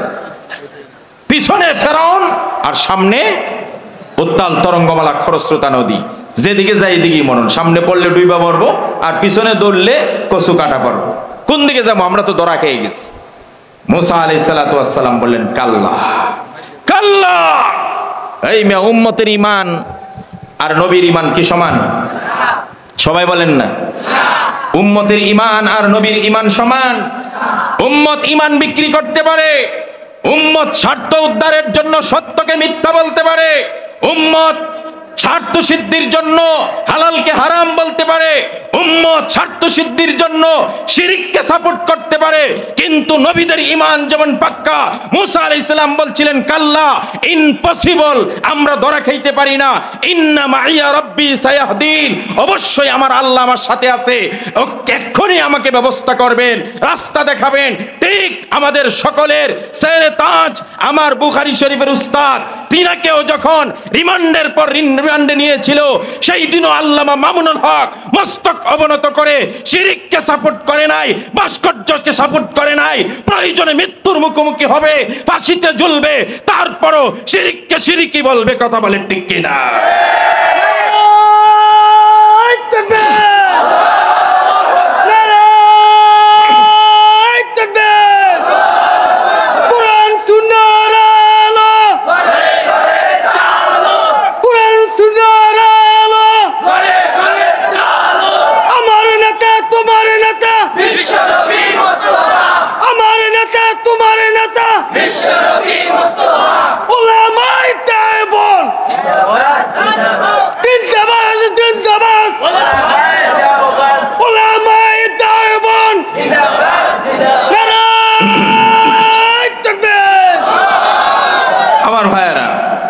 এবার মুসা আলাইহিস সালাম বলেন, কাল্লা, ইম্পসিবল, ইন্না মাইয়া রব্বি, মেরে সাথ মেরে আল্লাহ, আমার সঙ্গে আমার আল্লাহ আছে, সায়াহদিন, ও চিরেই তিনি ব্যবস্থা করবেন। সুবহানাল্লাহ। মুসা আলাইহিস সালাম আল্লাহর কাছে যখন চাইলেন, আল্লাহ পাক মুসাকে আদেশ করলেন, ওয়া হাইনা মুসা আনিদ্রিব বিআসাকাল বাহ, আল্লাহ পাক বলেন তোমার হাতের লাঠি দিয়ে একটা আঘাত করো। ফানফালাকা ফাকানা কুল্লু ফিরকিন কাত্তাউদিল আযীম, সাথে সাথে সমুদ্রে পৃষ্ঠে 12টা রাস্তা হয়ে গেছে, পথ দিকে পানি জমাটবদ্ধ হয়ে শুকনা রাস্তা হয়ে গেছে। এবং আল্লাহ পাক এমন ব্যবস্থা করছেন বনি ইসরাইল যেন আবার দ্বিতীয়বার প্রশ্ন না করে, এক গ্রুপের লোক আরেক বংশের লোককে দেখতে পাচ্ছে তারা যে পার হচ্ছে। সুবহানাল্লাহ। এবার ফেরাউনও যাচ্ছে। ফেরাউন যখন আসছে তখন দেখি মুসা তো পার হয়ে যাচ্ছে দলবল নিয়ে শুকনা রাস্তা দিয়ে, সেও কয় পার হোক, কিন্তু তার ঘোড়া সে তো আসলটা দেখতেছে। ফেরাউনে দেখে শুকনা রাস্তা, কিন্তু ঘোড়ায় দেখে কি পানি আর পানি, হ্যাঁ যাইতে চায় না। আল্লাহ রাব্বুল আলামিন সাইয়্যিদুনা জিবরাইল আলাইহিস সালাতু ওয়াস সালামকে একটা জান্নাতি ঘোড়া দিয়ে পাঠালেন, যাও ফেরাউনের ঘোড়া তো পানিতে নামতে চায় না, তুমি তোমার ঘোড়া নিয়ে, আর ঘোড়া সহ সবাই পানিতে নেমে যায়। সবাই যখন পানিতে নেমে গেল, ফেরাউন সহ সব বাহিনী যখন রাস্তার একেবারে নদীর মাঝখানে চলে যায়, আর মুসা আলাইহিস সালাম সহ সবাই যখন নদী পার হয়ে যায়, ওই সময় আল্লাহ রাব্বুল আলামিন আবার পানিকে আদেশ করলেন যেন পানি আগের মতো অবস্থায় চলে যায়। আল্লাহর হুকুম পেয়ে পানি দুই দিক থেকে এমন জোরে চাপ দিলেন, ফেরাউন তার দলবল সহ পানিতে ডুবতে শুরু করলো। সবাই পানিতে ডুবে মরে যায়। আমার আল্লাহ বলেন, ফেরাউন রে একটু সময়ের জন্য বাঁচিয়ে রাখো। ফেরাউন একবার ডুবে আবার ভেসে ওঠে, আবার ডুবে আবার ভেসে ওঠে। এবার ফেরাউন চিন্তা করলো আমার আর বাঁচার উপায় নাই, রক্ষা নাই। মুসার আল্লাহর প্রতি ঈমান না আনলে আমার আর উপায় নাই। মৃত্যুর ক্ষণে যদি কেউ ঈমান আনে, সেই ঈমান যেমন কবুল হয় না, সাকরাত শুরু হয়ে গেলে তওবা করলে তওবাও কবুল হয় না। আল্লাহর নবী বলেন, ইন্নাল্লাহা ইয়াকবালু তাওবাতাল আবদি মা লাম ইউগারগির। যতক্ষণ গড়গড়া শুরু না হবে, সাকরাত শুরু হওয়ার আগ পর্যন্ত তওবা করলে তওবা কবুল, সাকরাত শুরু হওয়ার আগে পর্যন্ত ঈমান আনলে ঈমান কবুল। আর যেই মাত্র সাকরাত শুরু হয়ে যাবে, মৃত্যুর যন্ত্রণা দেখতে পাবে, মৃত্যুর আলামত দেখতে পাবে, ওই সময় ঈমান আনলে ঈমান কবুল হয় না, তওবা করলেও তওবা কবুল হয় না। ফেরাউন তিনবার ঈমান এনেছিল। আমানতু আন্নাহু লা ইলাহা ইল্লাল্লাযী আমানাত বিহি বানু ইসরাঈলা ওয়া আনা মিনাল মুসলিমিন। আমি ঈমান আনলাম যার প্রতি বনি ইসরাঈলী ঈমান আনছে একবার, লা ইলাহা ইল্লাল্লাযী আমানাত, আল্লাহ ছাড়া কোনো ইলাহ নাই, দুইবার। 3 নম্বর বার যখন দুইবার ঈমান আনার পরেও যখন ফেরাউন ডুবে আবার ভাসে, তখন ফেরাউন চিন্তা করে আল্লাহ মনে বুঝে নাই আমি যে আল্লাহর প্রতি ঈমান আনছি, এই জন্য আল্লাহকে বুঝিয়ে বলে, আল্লাহ আপনি যখন বুঝেনি না, তাহলে এবার ডিরেক্টলি বলছি আনা মিনাল মুসলিমিন, আমি মুসলমানদের একজন হয়ে গেলাম। আল্লাহ রাব্বুল আলামিন সেদিন ফেরাউনের কথার জবাব দিয়ে তার কথার সঙ্গে ছন্দ মিলিয়ে বলছে। ফেরাউন বলে আনা মিনাল মুসলিমিন, আল্লাহ বলেন আল আনা ওয়া কাদ আসাইতা ক্বাবলু ওয়া কুনতা মিনাল মুফসিদিন।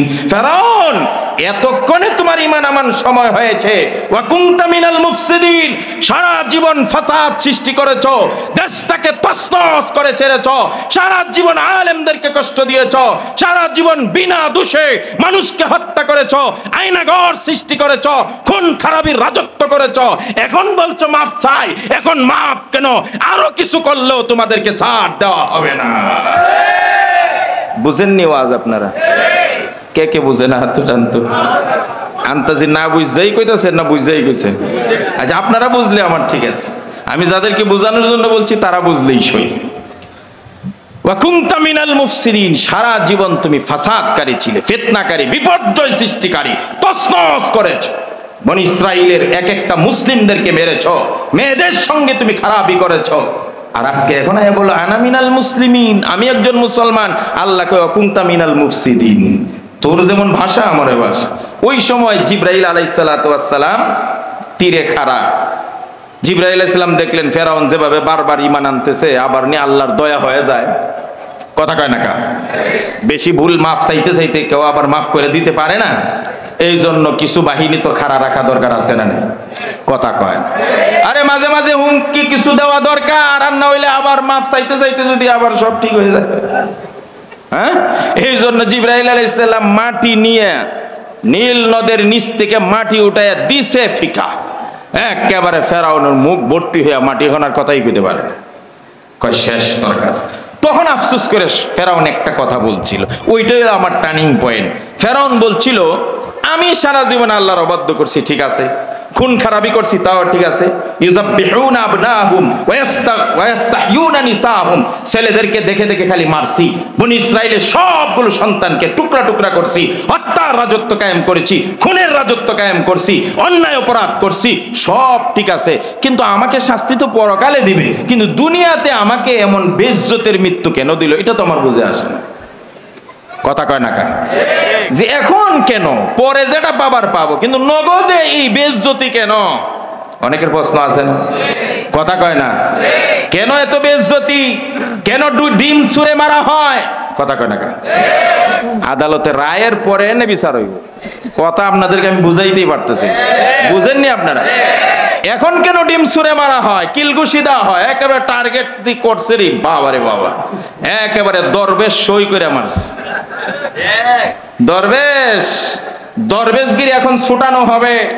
তুমি বহুত জ্বালাইছো আলেমদেরকে, তুমি নির্দিষ্ট একটা গ্রুপের দালালি করে আলেমদের বিরুদ্ধাচরণ করেছো, তুমি আমাদেরকে ইসলামের সবক দিয়েছো, লম্বা জামা পরেছো, লাল সাদা শুভ্র দাড়ি রাখছো, টুপিও পরছো, ইসলামী লেবেস ধারণ করে এই দেশের হাজার হাজার কোটি কোটি কোটি টাকা আত্মসাৎ করে ব্যাংকগুলোকে দেউলিয়া করেছো, ইসলামের সাইনবোর্ড লাগিয়ে তুমি যে কত বড় বাটপার ছিলাই এটার প্রমাণ হয়ে যায়। গ্রেফতার এড়ানোর জন্য নবীর সুন্নাত দাড়িগুলোকে ক্লিন শেভ যখন করেছো, দরবেশ তোমার সব মুখোশ উন্মোচন হয়ে গেছে। সুতরাং বিচার হওয়ার পর তো যেটা হওয়ার হবেই, কিন্তু এখন কেন এটার প্রশ্নের উত্তর দিচ্ছি আমি। জিবরাইল আলাইহিস সালাতু ওয়াস সালাম ওই কাগজ তুলে ধরছে। কোন কাগজ মনে আছে না আপনাদের? কোনটা? হ্যাঁ, ওই যে সিগনেচার করে দিয়েছেন, কালো আইন কে করছে এটা? এই যে আইনটা কার করার? ফেরাউনের না? এটা কি হ্যাঁ তার জন্য করছিল? হ্যাঁ তো ভাবছো এটা তো আমার দুশমনদেরকে গায়েল করবো। নতুন নতুন আইন করেছেন, এই আইন দিয়া অমুককে গায়েল করা, ওই আইন দিয়া অমুককে মাইনাস করা, ওই আইন দিয়া অমুককে জেলে নেওয়া, এই আইন দিয়া অমুককে রিমান্ডে নেওয়া, আলেমদেরকে রশি লাগিয়ে লাগিয়ে আদালত চত্বরে অপমান করার আইন করেছিলে। সেই জিবরাইল আলাইহিস সালাম সেই কাগজ তুলে ধরে বললেন, ও ফেরাউন, তুমিই তো বলেছিলে যেই মুনিব, যেই গোলাম তার মুনিবের সব নিয়ামত খাওয়ার পরেও তার অবাধ্য করে এমন গোলামকে লোহিত সাগরে চুবিয়ে মারা দরকার। আজকে তোমার করা কালো আইন দিয়েই তোমাকে চুবানো হচ্ছে, এটা তোমার করা আইন, তোমার কর্মের ফল। সুতরাং যতগুলো কালো আইন করেছিল আন্তর্জাতিক ট্রাইব্যুনালের নামে ক্যাঙ্গারু ট্রাইব্যুনাল করে যারা হত্যার রাজনীতি করেছিল, আজকে তোমাদেরকে সেই আইন দিয়েই তোমাদেরকে শায়েস্তা করা হবে। কথা বলে ঠিক কিনা?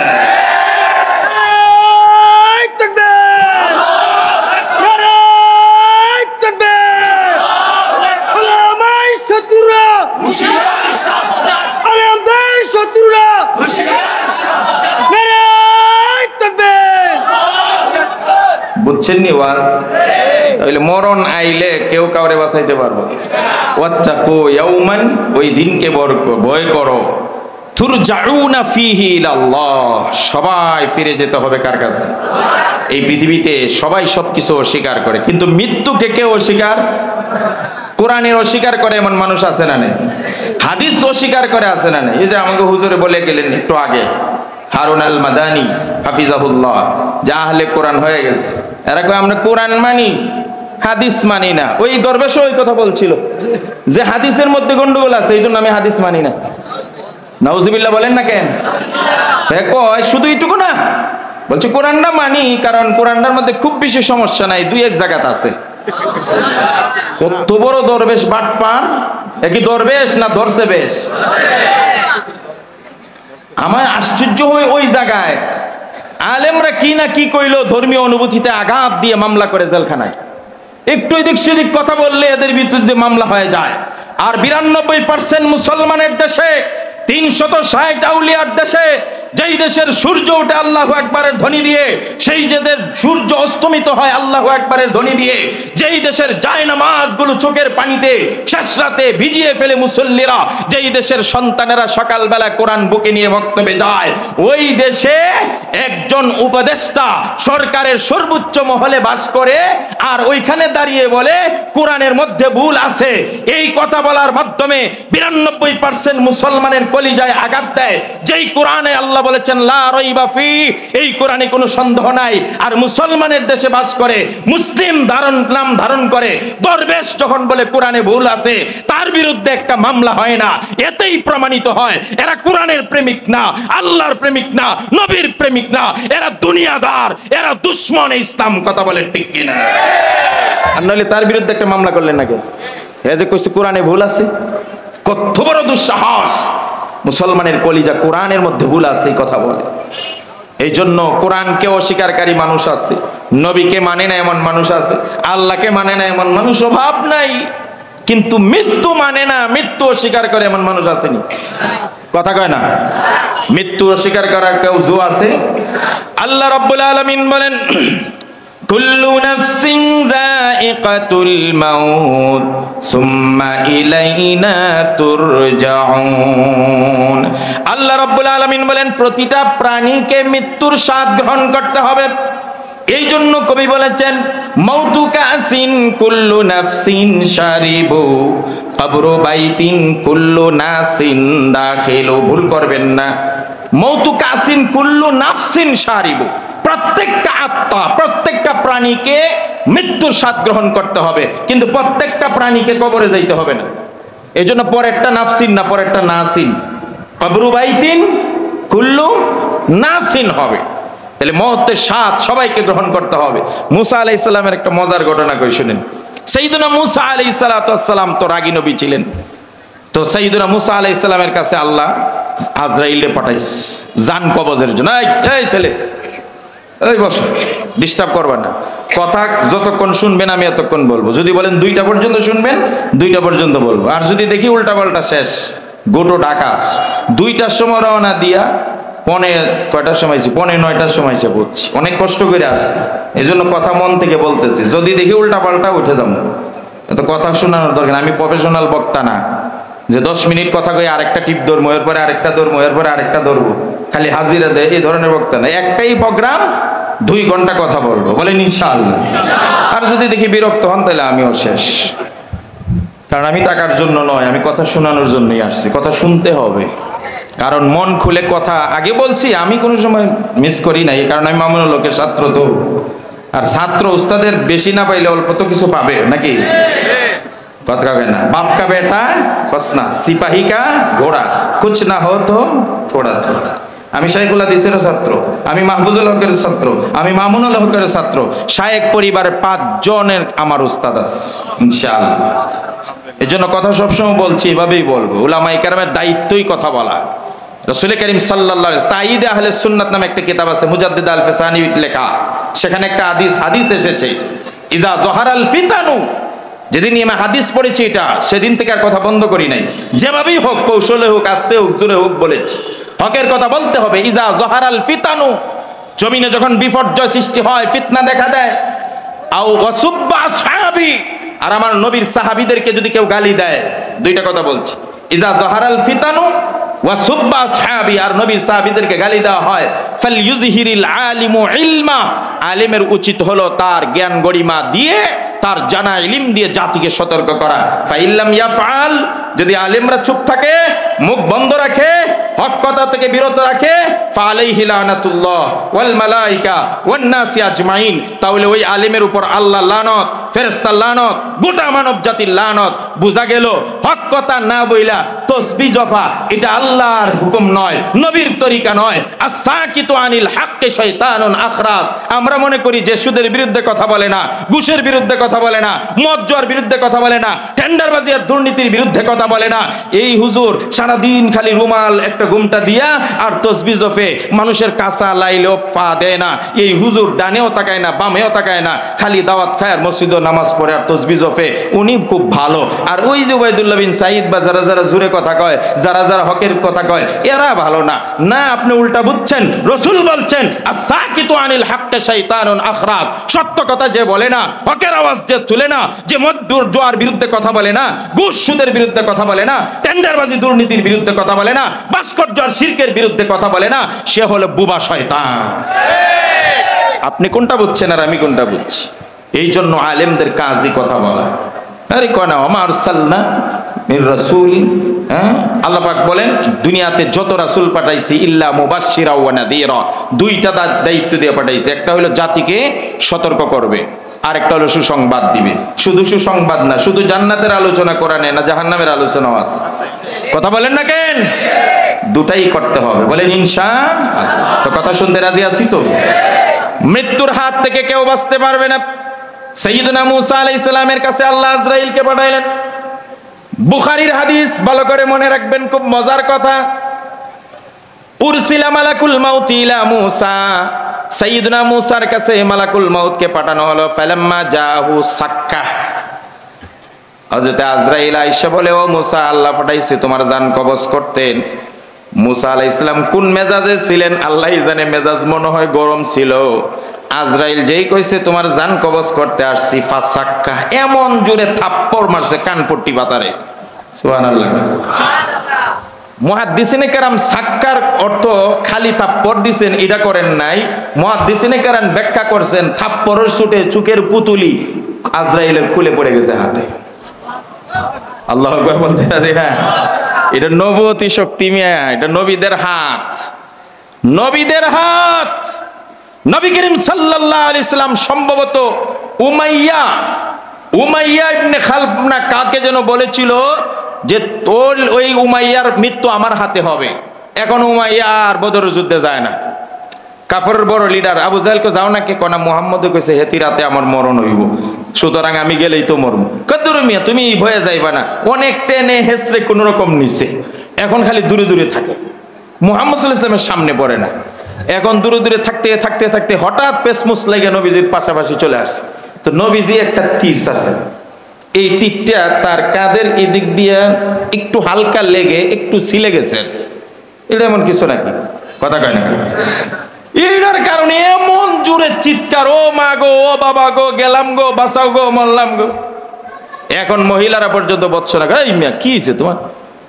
একটা তীরের একটু আগা লেগে গেছে, একটু সিলছে, তাতে ও মা গো, কত মানুষের হাত কাইটে পড়ে গেছে, এরপরে যুদ্ধ করতেছে। কি ইতিহাস নাই?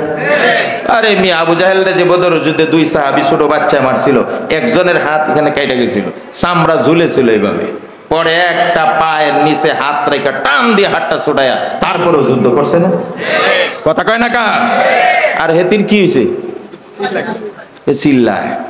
পরে যখন সবাই কইতাছে, কয় শোনো তোমরা চিল্লাইতেছো না, আমার এই ব্যথা যদি গোটা আরবের মধ্যে বন্টন করে দেওয়া হইতো, আমার বিশ্বাস এই ব্যথায় গোটা আরব সব মানুষ মারা যাইত। এত মন কেন? আমার বিশ্বাস ছিল মুহাম্মদ যেদিন বলেছে তার হাতে আমার মৃত্যু, আজকে মুহাম্মদ আমার উপর তীর নয়, যদি মুখের থুতুটাও নিক্ষেপ করত, তাহলে ওই থুতুর যন্ত্রণাও আমি ছটফট করে মরে যেতাম। নবুয়তি অ্যাকশন আছে না নাই? কথা কয় না কা? আলেম উলামা তো নবীদের ওয়ারিস, তাদের অ্যাকশন কম না বেশি? কথা কন না, কম না বেশি? উলামায়ে কেরাম অ্যাকশন অনেক বেশি, এটা নবুয়তি অ্যাকশন। সব জায়গায় টাক্কর দিবেন না, যার যা মনে চায় করেন, কিন্তু আলেমদেরকে আলেমদের কাজ করতে দিবেন। যদি আলেমদের কাছে কেউ বাধা বিঘ্ন সৃষ্টি করে, তাহলে কারো ক্ষমতা যেমন টিকবে না, কেউ ক্ষমতায় আসতেও পারবে না। কথা পরিষ্কার? আমরা আমার কাজ করব, বলেন ইনশাআল্লাহ। কোরআন সুন্নাহ মোতাবেক যা বলার সেটা আমরা বলবোই। আলেমদের মুখে লাগাম লাগানোর ক্ষমতা এই পৃথিবীতে কারো নাই। সুপ্রিয় ভাইরা, মুসা আলাইহিস সালাম এক থাপ্পড় দিছে, সুকের পুতুলি আজরাইলে কইলা করছে। জান কবজ করবো কি? নিজের জান বাঁচানি তো দাঁড়। বিশ্বাস হয় না? বুখারীর হাদিস। ফারাজা ইলা রাব্বি, সুজা চলে গেছে আল্লাহর কাছে আজরাইল। আল্লাহ পাক তো আজরাইলের অবস্থা দেখে, কি রে তোমার অবস্থা কেন? আর সুকের পুতুলি পড়ে গেছে, ব্যাপারটা কি? এবার মালাকুল মাউত আজরাইল বলেন, রব্বুল আলামিন এমন একজন মানুষের কাছে জান কবজ করার জন্য আপনি পাঠিয়েছেন, লা ইউরিদুল মাউত, ইনি তো মরতে চান না। দেখেন আমার কি অবস্থা করছে। আল্লাহ পাক আজরাইলের চোখ আবার যথাস্থানে দিয়ে বললেন, আবার যাও। আজরাইল কয়, আবার কি আরেক চোখ হইতে যাবো নাকি? আল্লাহ পাক বলেন, না, এবার মৃত্যুর কথা বলবে না, এবার তুমি তার জান কবজের কথা বলবে না, এবার গিয়ে বলবে আল্লাহ আমাকে একটা বিশেষ কাজ দিয়ে আপনার কাছে পাঠাইছেন, মৃত্যু ছাড়া অন্য কাজ। এবার আজরাইল আসছেন, মুসা আলাইহিস সালামকে এসে বললেন, ও নবী মুসা, এখন কিন্তু আমি জান কবজ করতে আসি নাই, তবে কেন আসছেন? এবার মালাকুল মউত হযরত আজরাইল বললেন, আমার আল্লাহ বলেছেন নবী মুসা গো, আপনি আলা মাতনি সাউরিন, মাতনি সাউর শব্দ হাদিসে আছে, মাতনি সাউর মানে আপনাদের দেশে ষাঁড় গরু আছে, ষাঁড় গরু। আল্লাহ পাক বলছেন মুসা আপনি একটা ষাঁড় গরুর পিঠের মধ্যে হাত রাখার জন্য। সাইয়েদনা মুসা আলাইহিস সালাম বলেন, ষাঁড় গরুর পিঠের মধ্যে হাত রাখলে কি হবে এটা আমি আল্লাহর কাছে জিজ্ঞেস করে নেই, তারপরে রাখবো। মুসা আলাইহিস সালাম তো আল্লাহর সঙ্গে কথা বলতে পারেন না, পারেন না? ওয়া কাল্লামাল্লাহু মুসা তাকলিমা, মুসা আল্লাহর সঙ্গে কথা বলতেন। আলহামদুলিল্লাহ বলেন। মুসা আলাইহিস সালাম আল্লাহর সঙ্গে কথা বলতে বলতে বলতে বলতে এমন মজা লাগছে, হঠাৎ একদিন কয়েক রব্বি আরিনি আনজুরু ইলাইক, আল্লাহ আর কত গোছরে গোপনে কথা বলবো, পর্দার আড়ালে কথা বলবো, এবার একটু দেখতে চাই। সুবহানাল্লাহ। কথা শুনলে কি মন চায়? কথা কয় না। এই জন্য দেখবেন যারা মোবাইলে কথা কয় 2 দিন 4 দিন 1 সপ্তাহ 1 মাস পরে কয় দেখা করো, মিট করো, কথা কয় না। প্রথমে কথা, তারপরে মিট। কোথায় হয়? পার্কে, না হয় রেস্টুরেন্টে। হ্যাঁ, এই জন্য মুসা আলাইহিস সালাম কথা বলতে বলতে কয় আমি দেখতে চাই। আল্লাহ বলেন লান তারানি, লামিন তাক, লান তাকিদ ভবিষ্যতের নফি, লান তারানি, আমাকে দুনিয়াতে দেখা কোনো ক্রমেই সম্ভব নয়। আল্লাহু আকবার। তারপরে যেহেতু তুমি ফিরাফিরি করছো, ওয়ালাকিন জুর ইলাল জাবাল ফাইন ইসতাকাররা মাকানু, আল্লাহ বললেন ওই পাহাড়ের দিকে তাকাও, ওইখানে তাকায় যদি স্থির থাকতে পারো তাহলে দেখতে পারবে। কিতাবের মধ্যে লেখেছেন হযরত মুসা আলাইহিস সালাম কি বললেন, পাহাড়ের চূড়ায় থাকা। হযরত মুসা আলাইহিস সালাম পাহাড়ের চূড়ায় তাকালেন, আল্লাহ 70,000 নূরের পর্দার ওপারে থেকে আল্লাহর নূরের একটু ঝলক দিলেন। আল্লাহর নূরের তাজাল্লিতে গোটা পাহাড় জলে সারখার হয়ে যায়।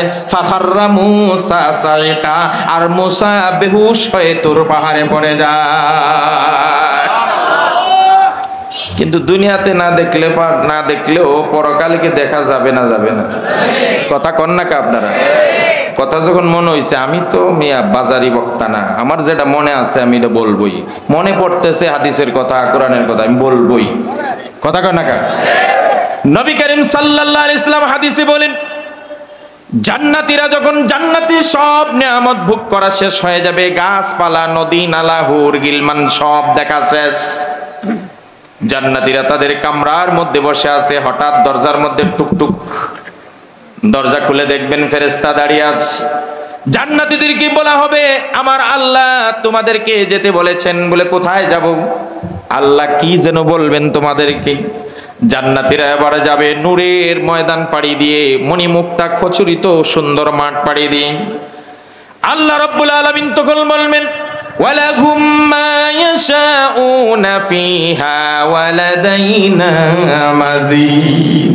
আল্লাহ বলবেন, বান্দা তোমাদের জন্য জান্নাতের সমস্ত নিয়ামত দেখার পরেও আমার কাছে একটা অতিরিক্ত থাকবে, তোমরা যা চাবে সেটা তো পাবেই।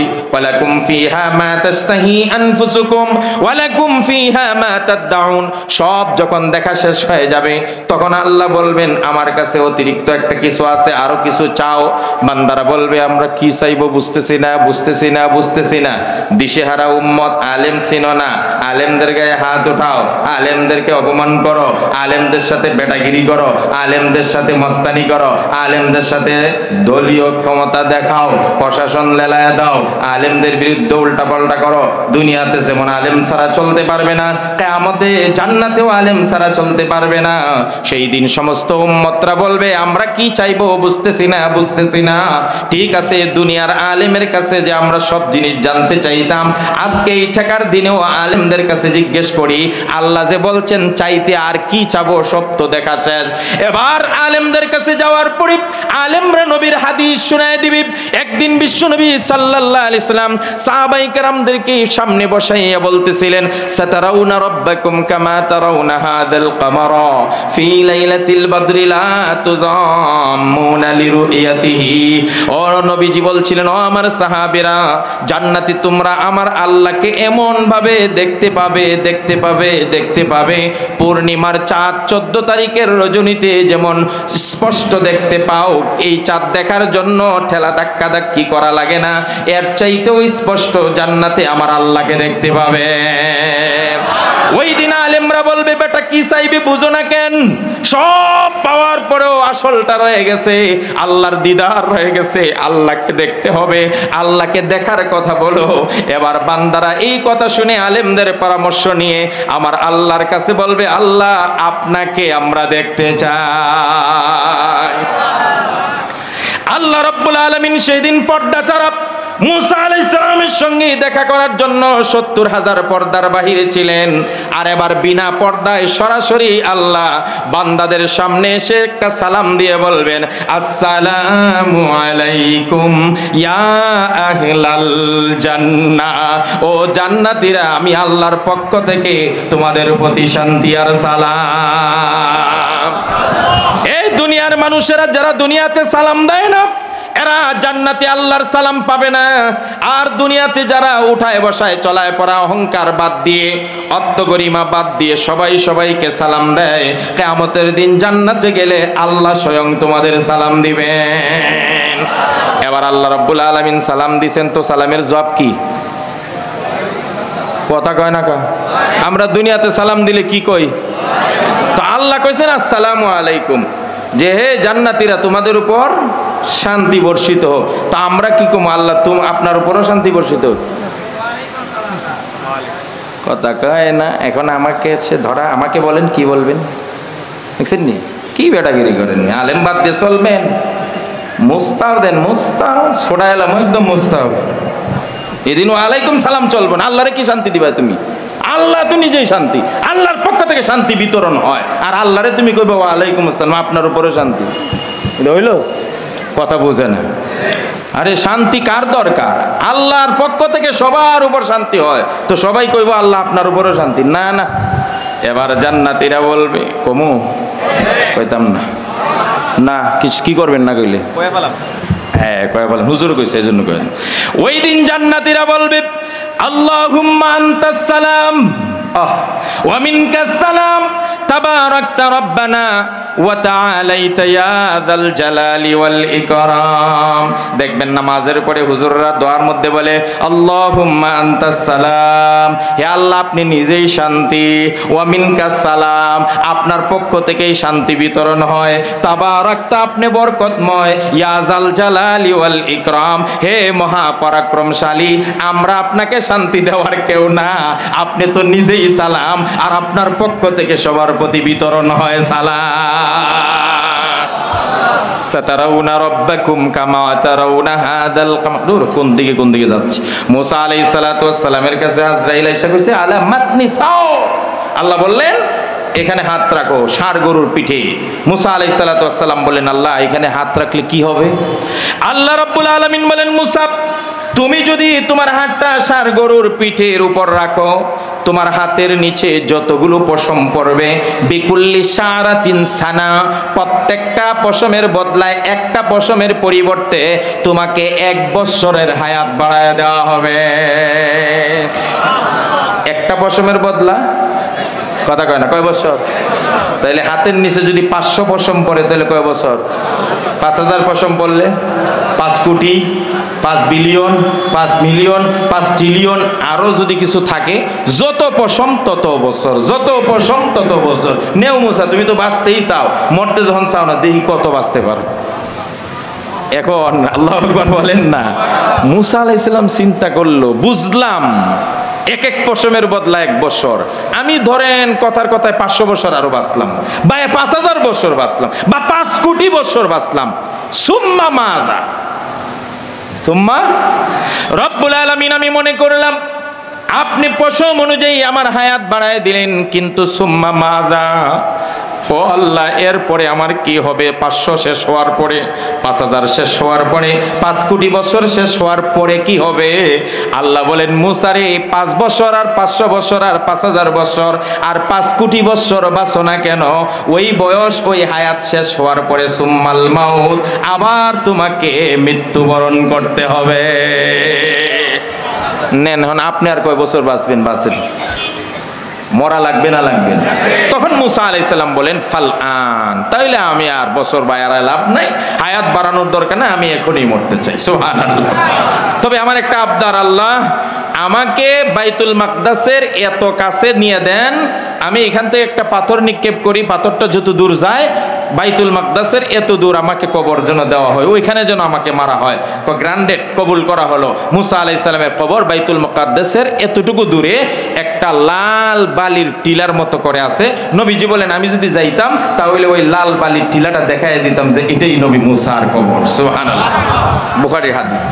ওয়াত্তাকু ইয়াওমান তুরজাউনা ফীহি ইলাল্লাহ, ওই দিনকে ভয় করো যেই দিন আল্লাহর কাছে সবাইকে হাজিরা দিতে হবে। কেউ বাঁচতে পারবে না, কেউ বাঁচতে পারবে না।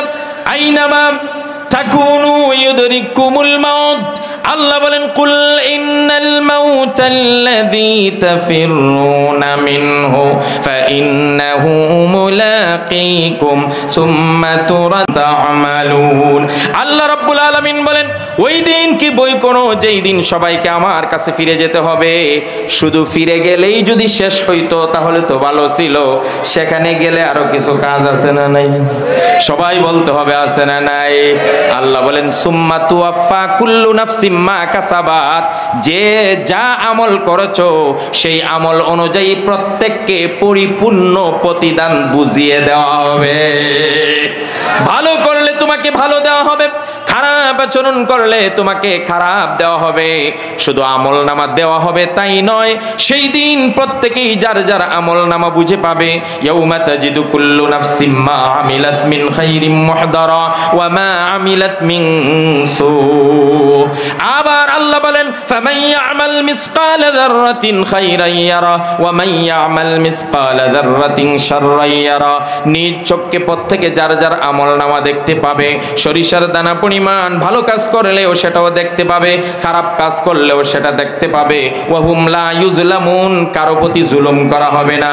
ও দুনিয়ার মানুষেরা, ও রাজনৈতিক নেতৃবৃন্দ আর কর্মীরা, ও বিভিন্ন দলের মানুষ, কে কোন দল করেন, কে কোন বয়সী, কে কোন স্তরের, কে কোন বংশের, আমি এটা জানতে চাই না। শুধু একটা দোয়া আল্লাহর কাছে করেন, আল্লাহ কিয়ামতের দিন যেন আমার আমল নামা ডান হাতে হয়। কারণ যাদের আমল নামা ডান হাতে হবে ওই দিন তারা বলবে ওয়া আফা আম্মা মান উতিয়া কিতাবাহু বিয়ামিনিহি ফায়াকুলু হা উমকরাউ কিতাবিয়া ইন্নী যানানতু আন্নী মুলাকিন হিসাবিয়া ফাহুয়া ফি ঈশাতির রাদিয়া। দুনিয়াতে যেমন কেউ গোল্ডেন 5 পাইলে, গোল্ডেন 5 যদি কেউ মার্কস পায় তাহলে সেটা নিয়ে বন্ধু বান্ধব, মা খালা চাচি সবাইকে দেখায়, এই যে দেখো আমি গোল্ডেন জিপিএ 5 পেয়েছি। কিয়ামতের দিন যারা ডান হাতে আমল নামা পাবে সমস্ত হাসরবাসীদেরকে ঘুরিয়ে ঘুরিয়ে দেখাবে আর বলবে কত সুন্দর আমল নামা আমার চলে এসেছে। ও দুনিয়ার মানুষের, আমার মা বোনেরা, বুঝে শুনে সুদ খাবেন, ঘুষ খাবেন, বুঝে শুনে অন্যায় করবেন, মানুষের মাল আত্মসাৎ করবেন, ধোঁকাবাজি আর 2 নম্বরে টাউট বাটপারি কমায়া করবেন, ব্যবসা বাণিজ্যের মধ্যে 2 নম্বরই ভেজাল দিবেন না, মানুষকে ঠগাবেন না।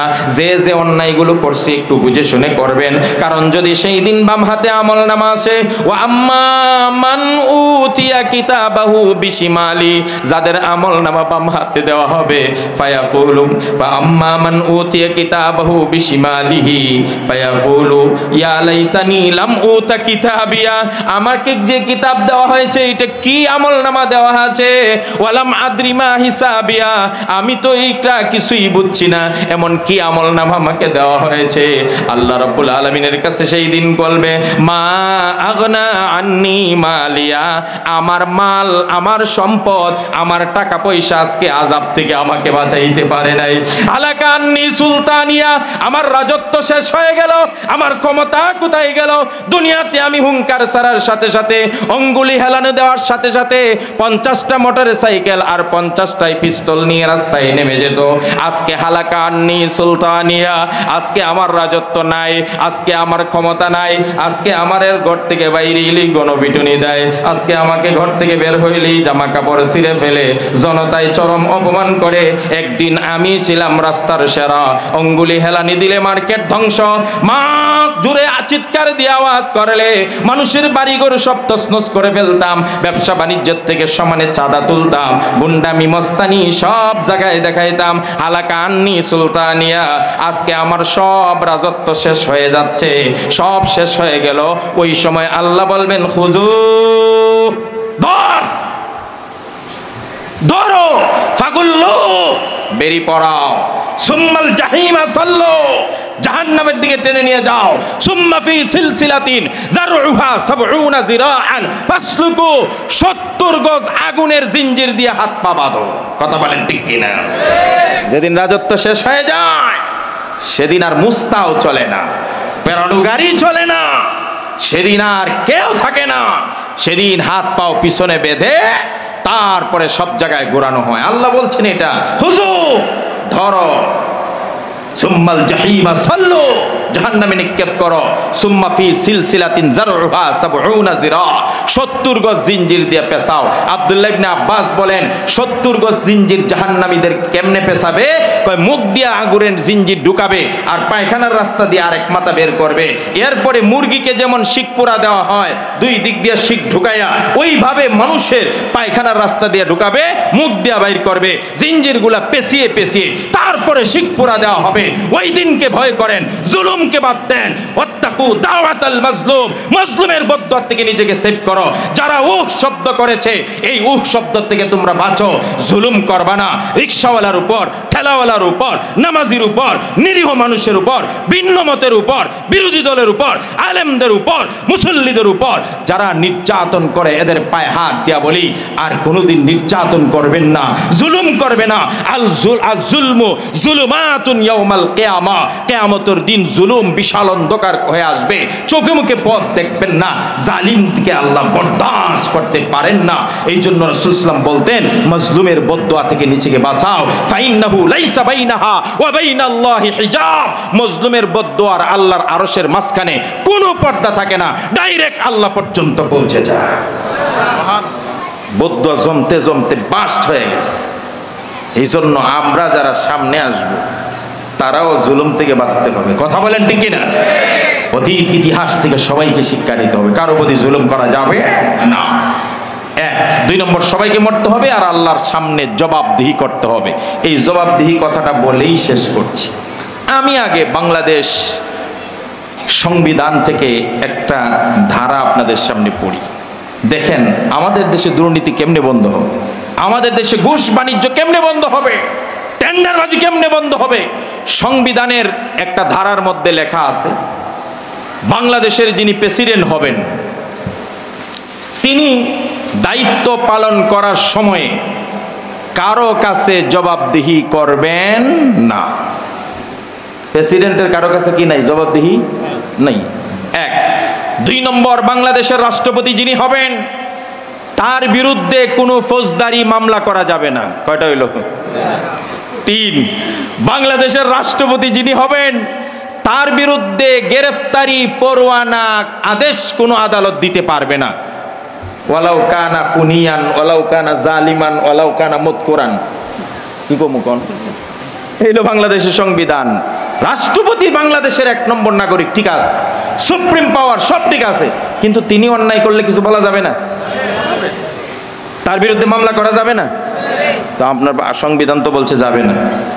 তাহলে যেই দেশে রাষ্ট্রপতিকে এমন অথরিটি দেওয়া হয় তার বিরুদ্ধে ফৌজদারি মামলা করা যাবে না, জবাবদিহি করবে না, গ্রেফতারি পরোয়ানা জারি করা হবে না, এই দেশের মন্ত্রী, এমপি, প্রধানমন্ত্রী, নেতা, নেত্রী, ঘুষখোর, মদখোর, পুলিশ, এসপি, ডিসি, আইজি এরা সব জবাবদিহিতার ঊর্ধ্বে চলে যায়। কারণ রাষ্ট্রপতির যদিও জবাবদিহিতা না লাগে তা আমরা কেন জবাবদিহি করব?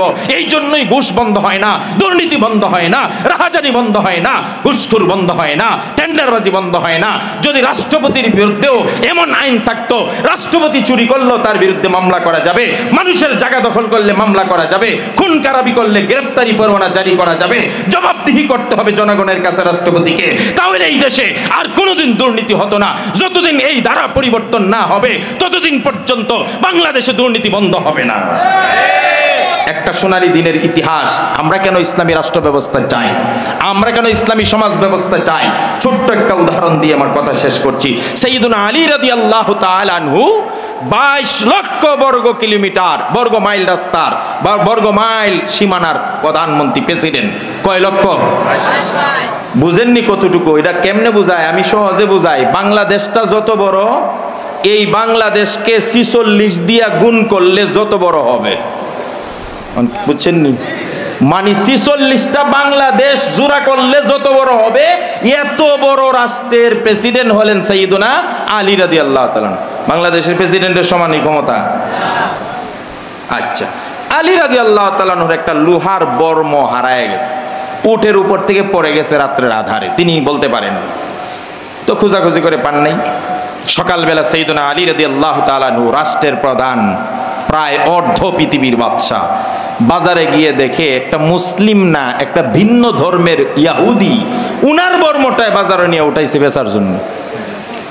রাষ্ট্রপতির বর্ম পাওয়া গেছে কার কাছে? ইহুদির কাছে, বাজারে বিক্রি করার জন্য উঠাইছে। কত বড় সাহস! হযরত আলী রাদিয়াল্লাহু তাআলা বললেন, ভাই এই বর্মটা তো আমার, এটা আমাকে দিয়ে দেন। আপনি কই পাইলেন? ইহুদি বলল, এই বর্ম আমার, আমার কাছে আছে, এটা আমার, আপনার কি? আলী বললেন, ভাই আমারটা হারাইছিলাম, গত রাত্রে হয়তো আপনি পাইছেন, এটা আমার, আমি জানি এটা আমার, আমি চিনি তো আমারটা, আমার এটা দিয়া দেন। ইহুদি বলে, না এটা আমার। তাহলে একজন রাষ্ট্রপতি আর একজন দেশের সর্বনিম্ন নাগরিক, তাও ভিন্ন ধর্মের একজন নাগরিক, তর্ক হচ্ছে। একজনে বলে আমার, ইহুদি বলে আমার। মীমাংসা হয় না, প্রত্যেকে যার যার অবস্থানে অটল। এখন জোর করে নেওয়ার তো বিধান নেই, কথা কয় না কা? আর আমাকে দেশের রাষ্ট্রপতির একটা ঘোড়া যদি আপনি পাইতেন আর কইতেন আমার, হ্যাঁ তাহলে আয়নাগর কি বঙ্গোপসাগরের নিচে গিয়েও যান বাঁচত না, কথা বলে ঠিক কিনা? যাই হোক, দুজনের সিদ্ধান্ত নিল, কেউ কাউকে যেহেতু ছাড় দিচ্ছি না, দুজন আদালতে চলেন। আমরা চলে যাই সুপ্রিম কোর্টের একদম সর্বোচ্চ আদালতে।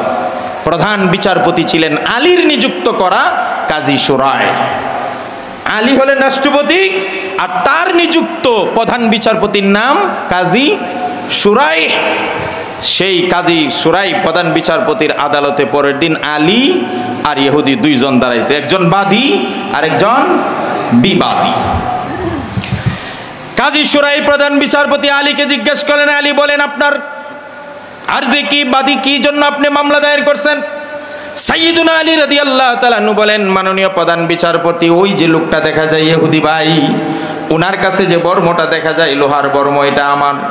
আমার উটের উপর থেকে পড়ে গিয়েছিল, হারিয়ে ফেলছি, খুঁজে পাই নাই, ওনাকে দেখি পরের দিন বাজারে নিছে, এটাও বিক্রি করার জন্য, এটা আমার।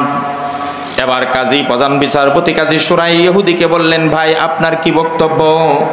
এবার ইহুদি বলে, না এটা আমার। ওখানেও কি কথা?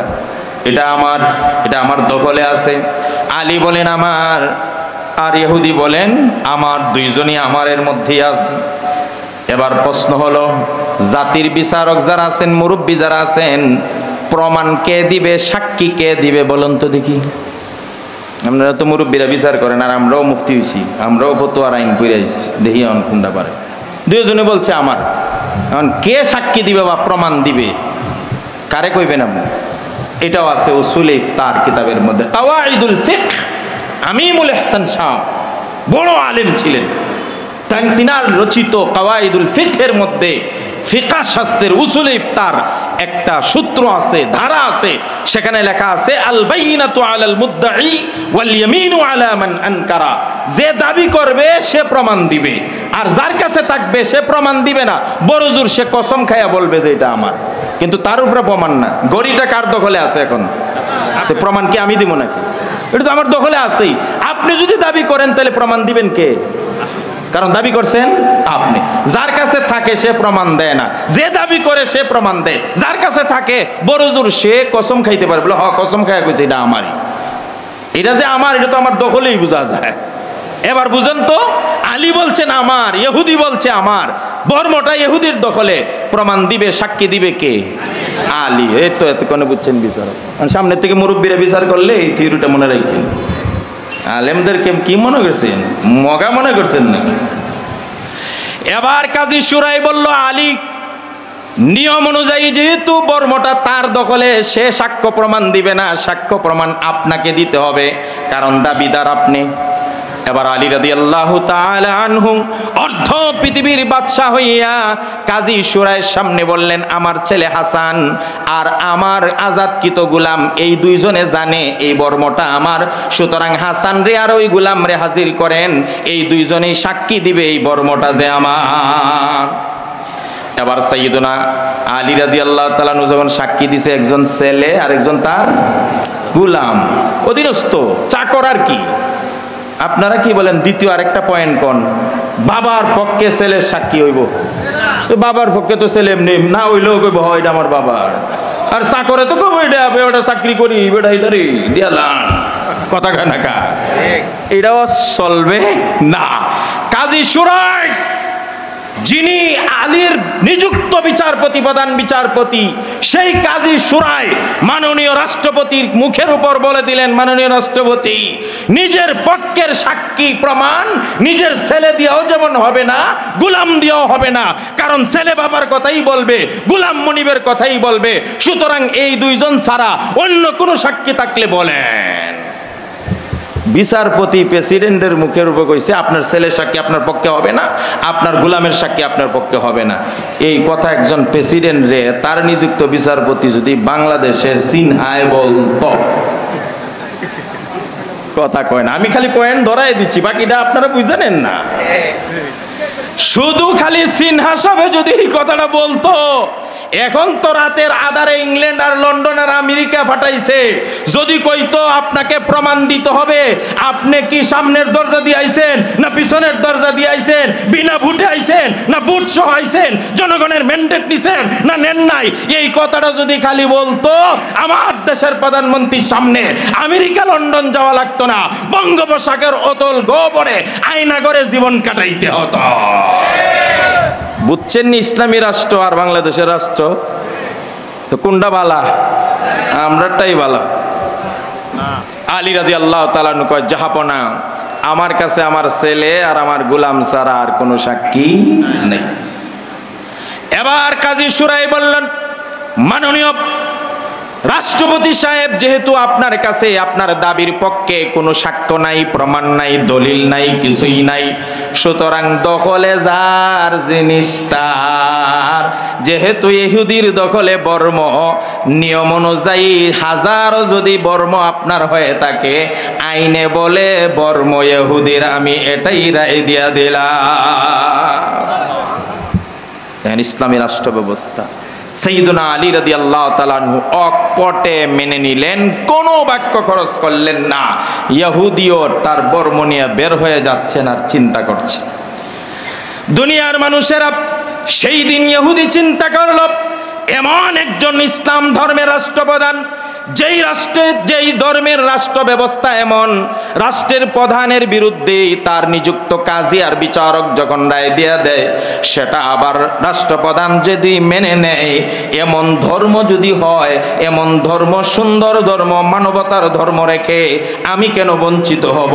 সাথে সাথে কালিমা পড়ে মুসলমান হয়ে যায়, আর আলীর বর্মটা সসম্মানে আলীর কাছে ফেরত দিয়া দেয়। ওয়াত্তাকু ইয়াওমান তুরজাউনা ফীহি ইলাল্লাহ সুম্মা তুওয়াফা কুল্লু নাফসিম মা কাসাবাত ওয়া হুম লা ইউযলামুন। এমন একটা রাষ্ট্র ব্যবস্থা দরকার, যেই রাষ্ট্র ব্যবস্থার সুপ্রিম পাওয়ার থেকে নিয়ে নিম্ন পর্যন্ত প্রত্যেকটা নাগরিক জবাবদিহিতার ভয় করবে আল্লাহর আদালতের সামনে, ভয় করবে কিয়ামতের মাঠে। এমন একটা সমাজ আমাদের দেখা দরকার, যেই সমাজের সবাইকে জবাবদিহিতার ভয় করতে হবে। পরিবারের মধ্যে যদি সমাজের জবাবদিহিতার ভয় থাকে তাহলে সুন্দর সমাজ গঠিত হবে, সুন্দর পরিবার গঠিত হবে। সব জায়গায় জবাবদিহিতার নিশ্চিত করতে হবে। যতদিন পর্যন্ত মানুষের ভিতরে ক্ষুধাভীতি আর পরকালের জবাবদিহিতার ভয় তৈরি না হবে ততদিন পর্যন্ত 2 নম্বরে একটা উঠবাটপাড়ি বন্ধ করা যাবে না। শেষ কথা বলে আমি শেষ করছি।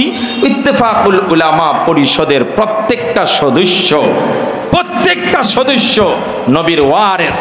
আর আলেমদেরকে মানুষ কেন ভালোবাসে, আলেমদের কাছে কেন পঙ্গপালের মতো মানুষ ছুটে আসে? একটাই কারণ, ফাবিমা রাহমাতিম মিনাল্লাহি লিনতা লাহুম ওয়ালাউ কুনতা ফাজ্জান গালিজান কলবি লানফাদ্দু মিন হাওলিক।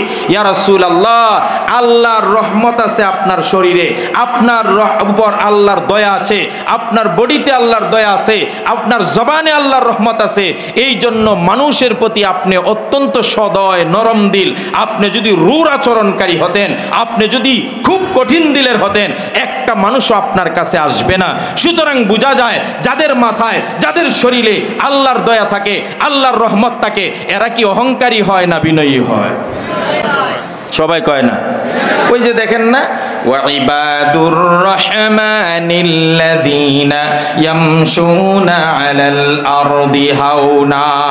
রহমানের গোলাম তারাই যারা জমিনে নম্রভাবে হাঁটে। রহমানের গোলাম হইতে হইলে রহমত লাগবে, তার উপর রহমত। আর যার উপর আল্লাহর রহমত সে সবসময় বিনয়ী হবে।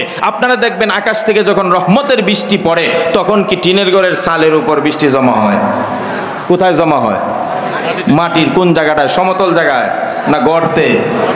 যে জায়গাটা নিজের ছোট করছে ওইখানে রহমত নাজিল হয়, রহমত জমা হয়। মান তাওয়াদা লিল্লাহি রাফাহুল্লাহ।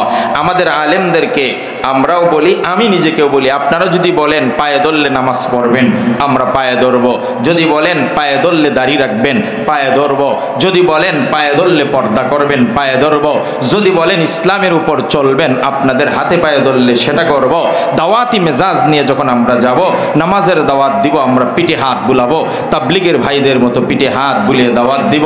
আমরা যখন দাওয়াতি মেজাজে কথা বলবো তখন পায়ে হাত দিয়ে কথা বলবো, নম্র হব, রহমদিল হব। তবে একটা প্রশ্ন আছে, একটা জায়গায় আমরা ছাড় দেই না। আশিদ্দাউ আলাল কুফার রুহামাউ বাইনাহুম। আমরা ব্যবহার দেখাবো ভালো, আমরা মুআমালাত করব ভালো, মুআশারাত করব খুব নরম। আমাদের থেকে নরম দিলের মানুষ দুনিয়াতে কেউ নাই। আলেমদের চেয়ে এত সুন্দর করে কথা বলা। রাসূলুল্লাহ যখন কথা বলতেন তাবাসসুমান, হাসি মুখে কথা বলতেন। নবীজি বলেন কেউ যদি কারোর সঙ্গে হাসি মুখে কথা বলে আল্লাহ তাকে সৎকার সওয়াব দিয়া দেন। আমার নবীজির আচরণ এত সুন্দর ছিলেন, আল্লাহর নবী যখন কারোর সঙ্গে মুসাফা করতেন ওই লোকটা নিচ থেকে হাত না সরাইলে নবীজি হাত সরাইতেন না। আল্লাহর নবী যখন কারোর সঙ্গে কথা বলতেন চেহারা অন্যদিকে ফিরিয়ে কথা বলতেন না, কারণ অন্যদিকে ফিরিয়ে কথা বলা অহংকারীর স্বভাব। চোখে চোখ রেখে কথা বলতেন। আজ সমাজে এমন মানুষ আছে, আপনি যদি কথা বলেন ওই দিকে তাকায় কয় কোন না কি কইবেন বলেন, আমি শুনতেছি। আরে কত দেখছি, দাওয়াত দিতে গেছি তাবলিগের, হেতিরে কইলাম ভাই টিভিটা বন্ধ কইরা একটু চা নাড়ানোটা বন্ধ করেন, একটা মিনিট। হেতি চাট নাড়ায় আর টিভির সাউন্ড আর বাড়ায়, কোন না কি কইবেন। বাপ রে বাপ, অহংকার কারে কয়। রাসূলুল্লাহ তো এই আদর্শ ছিল না। আলেমদের মধ্যে আদর্শ। আলেমরা সবাইকে বুকে টেনে নিতে জানে, আলেমরা হাত মিলাতে জানে, হাসি মুখে কথা বলতে জানে। তবে আশিদ্দাউ আলাল কুফার, ইসলামের বিরুদ্ধে হলে, যদি ইসলামের বিরুদ্ধে হয়, যদি কোরআনের বিরুদ্ধে হয়, আল্লাহর নবীর বিরুদ্ধাচরণ হয়, কুফর বাস্তবায়ন করতে চায়, শিরিক বাস্তবায়ন করতে চায়, গান বাজনার আসর বসাইতে চায়, সেই ক্ষেত্রে আবু বকরের মতো হুঙ্কার ছেড়ে বলে, যেই আবু বকরের দিল এত নরম, সেই আবু বকরও বলে আয়ানকুসুদ্দিন ওয়া আনা হাই, আমি আবু বকর জীবিত থাকতে দ্বীনের কোনো ক্ষতি হতে দেব না। ঠিক উলামায়ে কেরাম সর্বোচ্চ নরম দিল হবে, নমনীয়তা দেখাবে, আদর্শ দেখাবে, ভদ্র হবে, নম্র হবে। কিন্তু ইসলামের বিরুদ্ধে যখনই কোনো ষড়যন্ত্র চলবে আবু বকরের মতো বলে উঠবে আয়ানকুসুদ্দিন ওয়া আনা হাই। ইত্তেফাকুল উলামা থাকতে গোটা ইউনিয়নের মধ্যে নাটক, সিনেমা, গাজার আসর, বেদাতের আসর, শিরকের আসর, টেন্ডারবাজি, দুর্নীতি চলতে দেওয়া হবে না।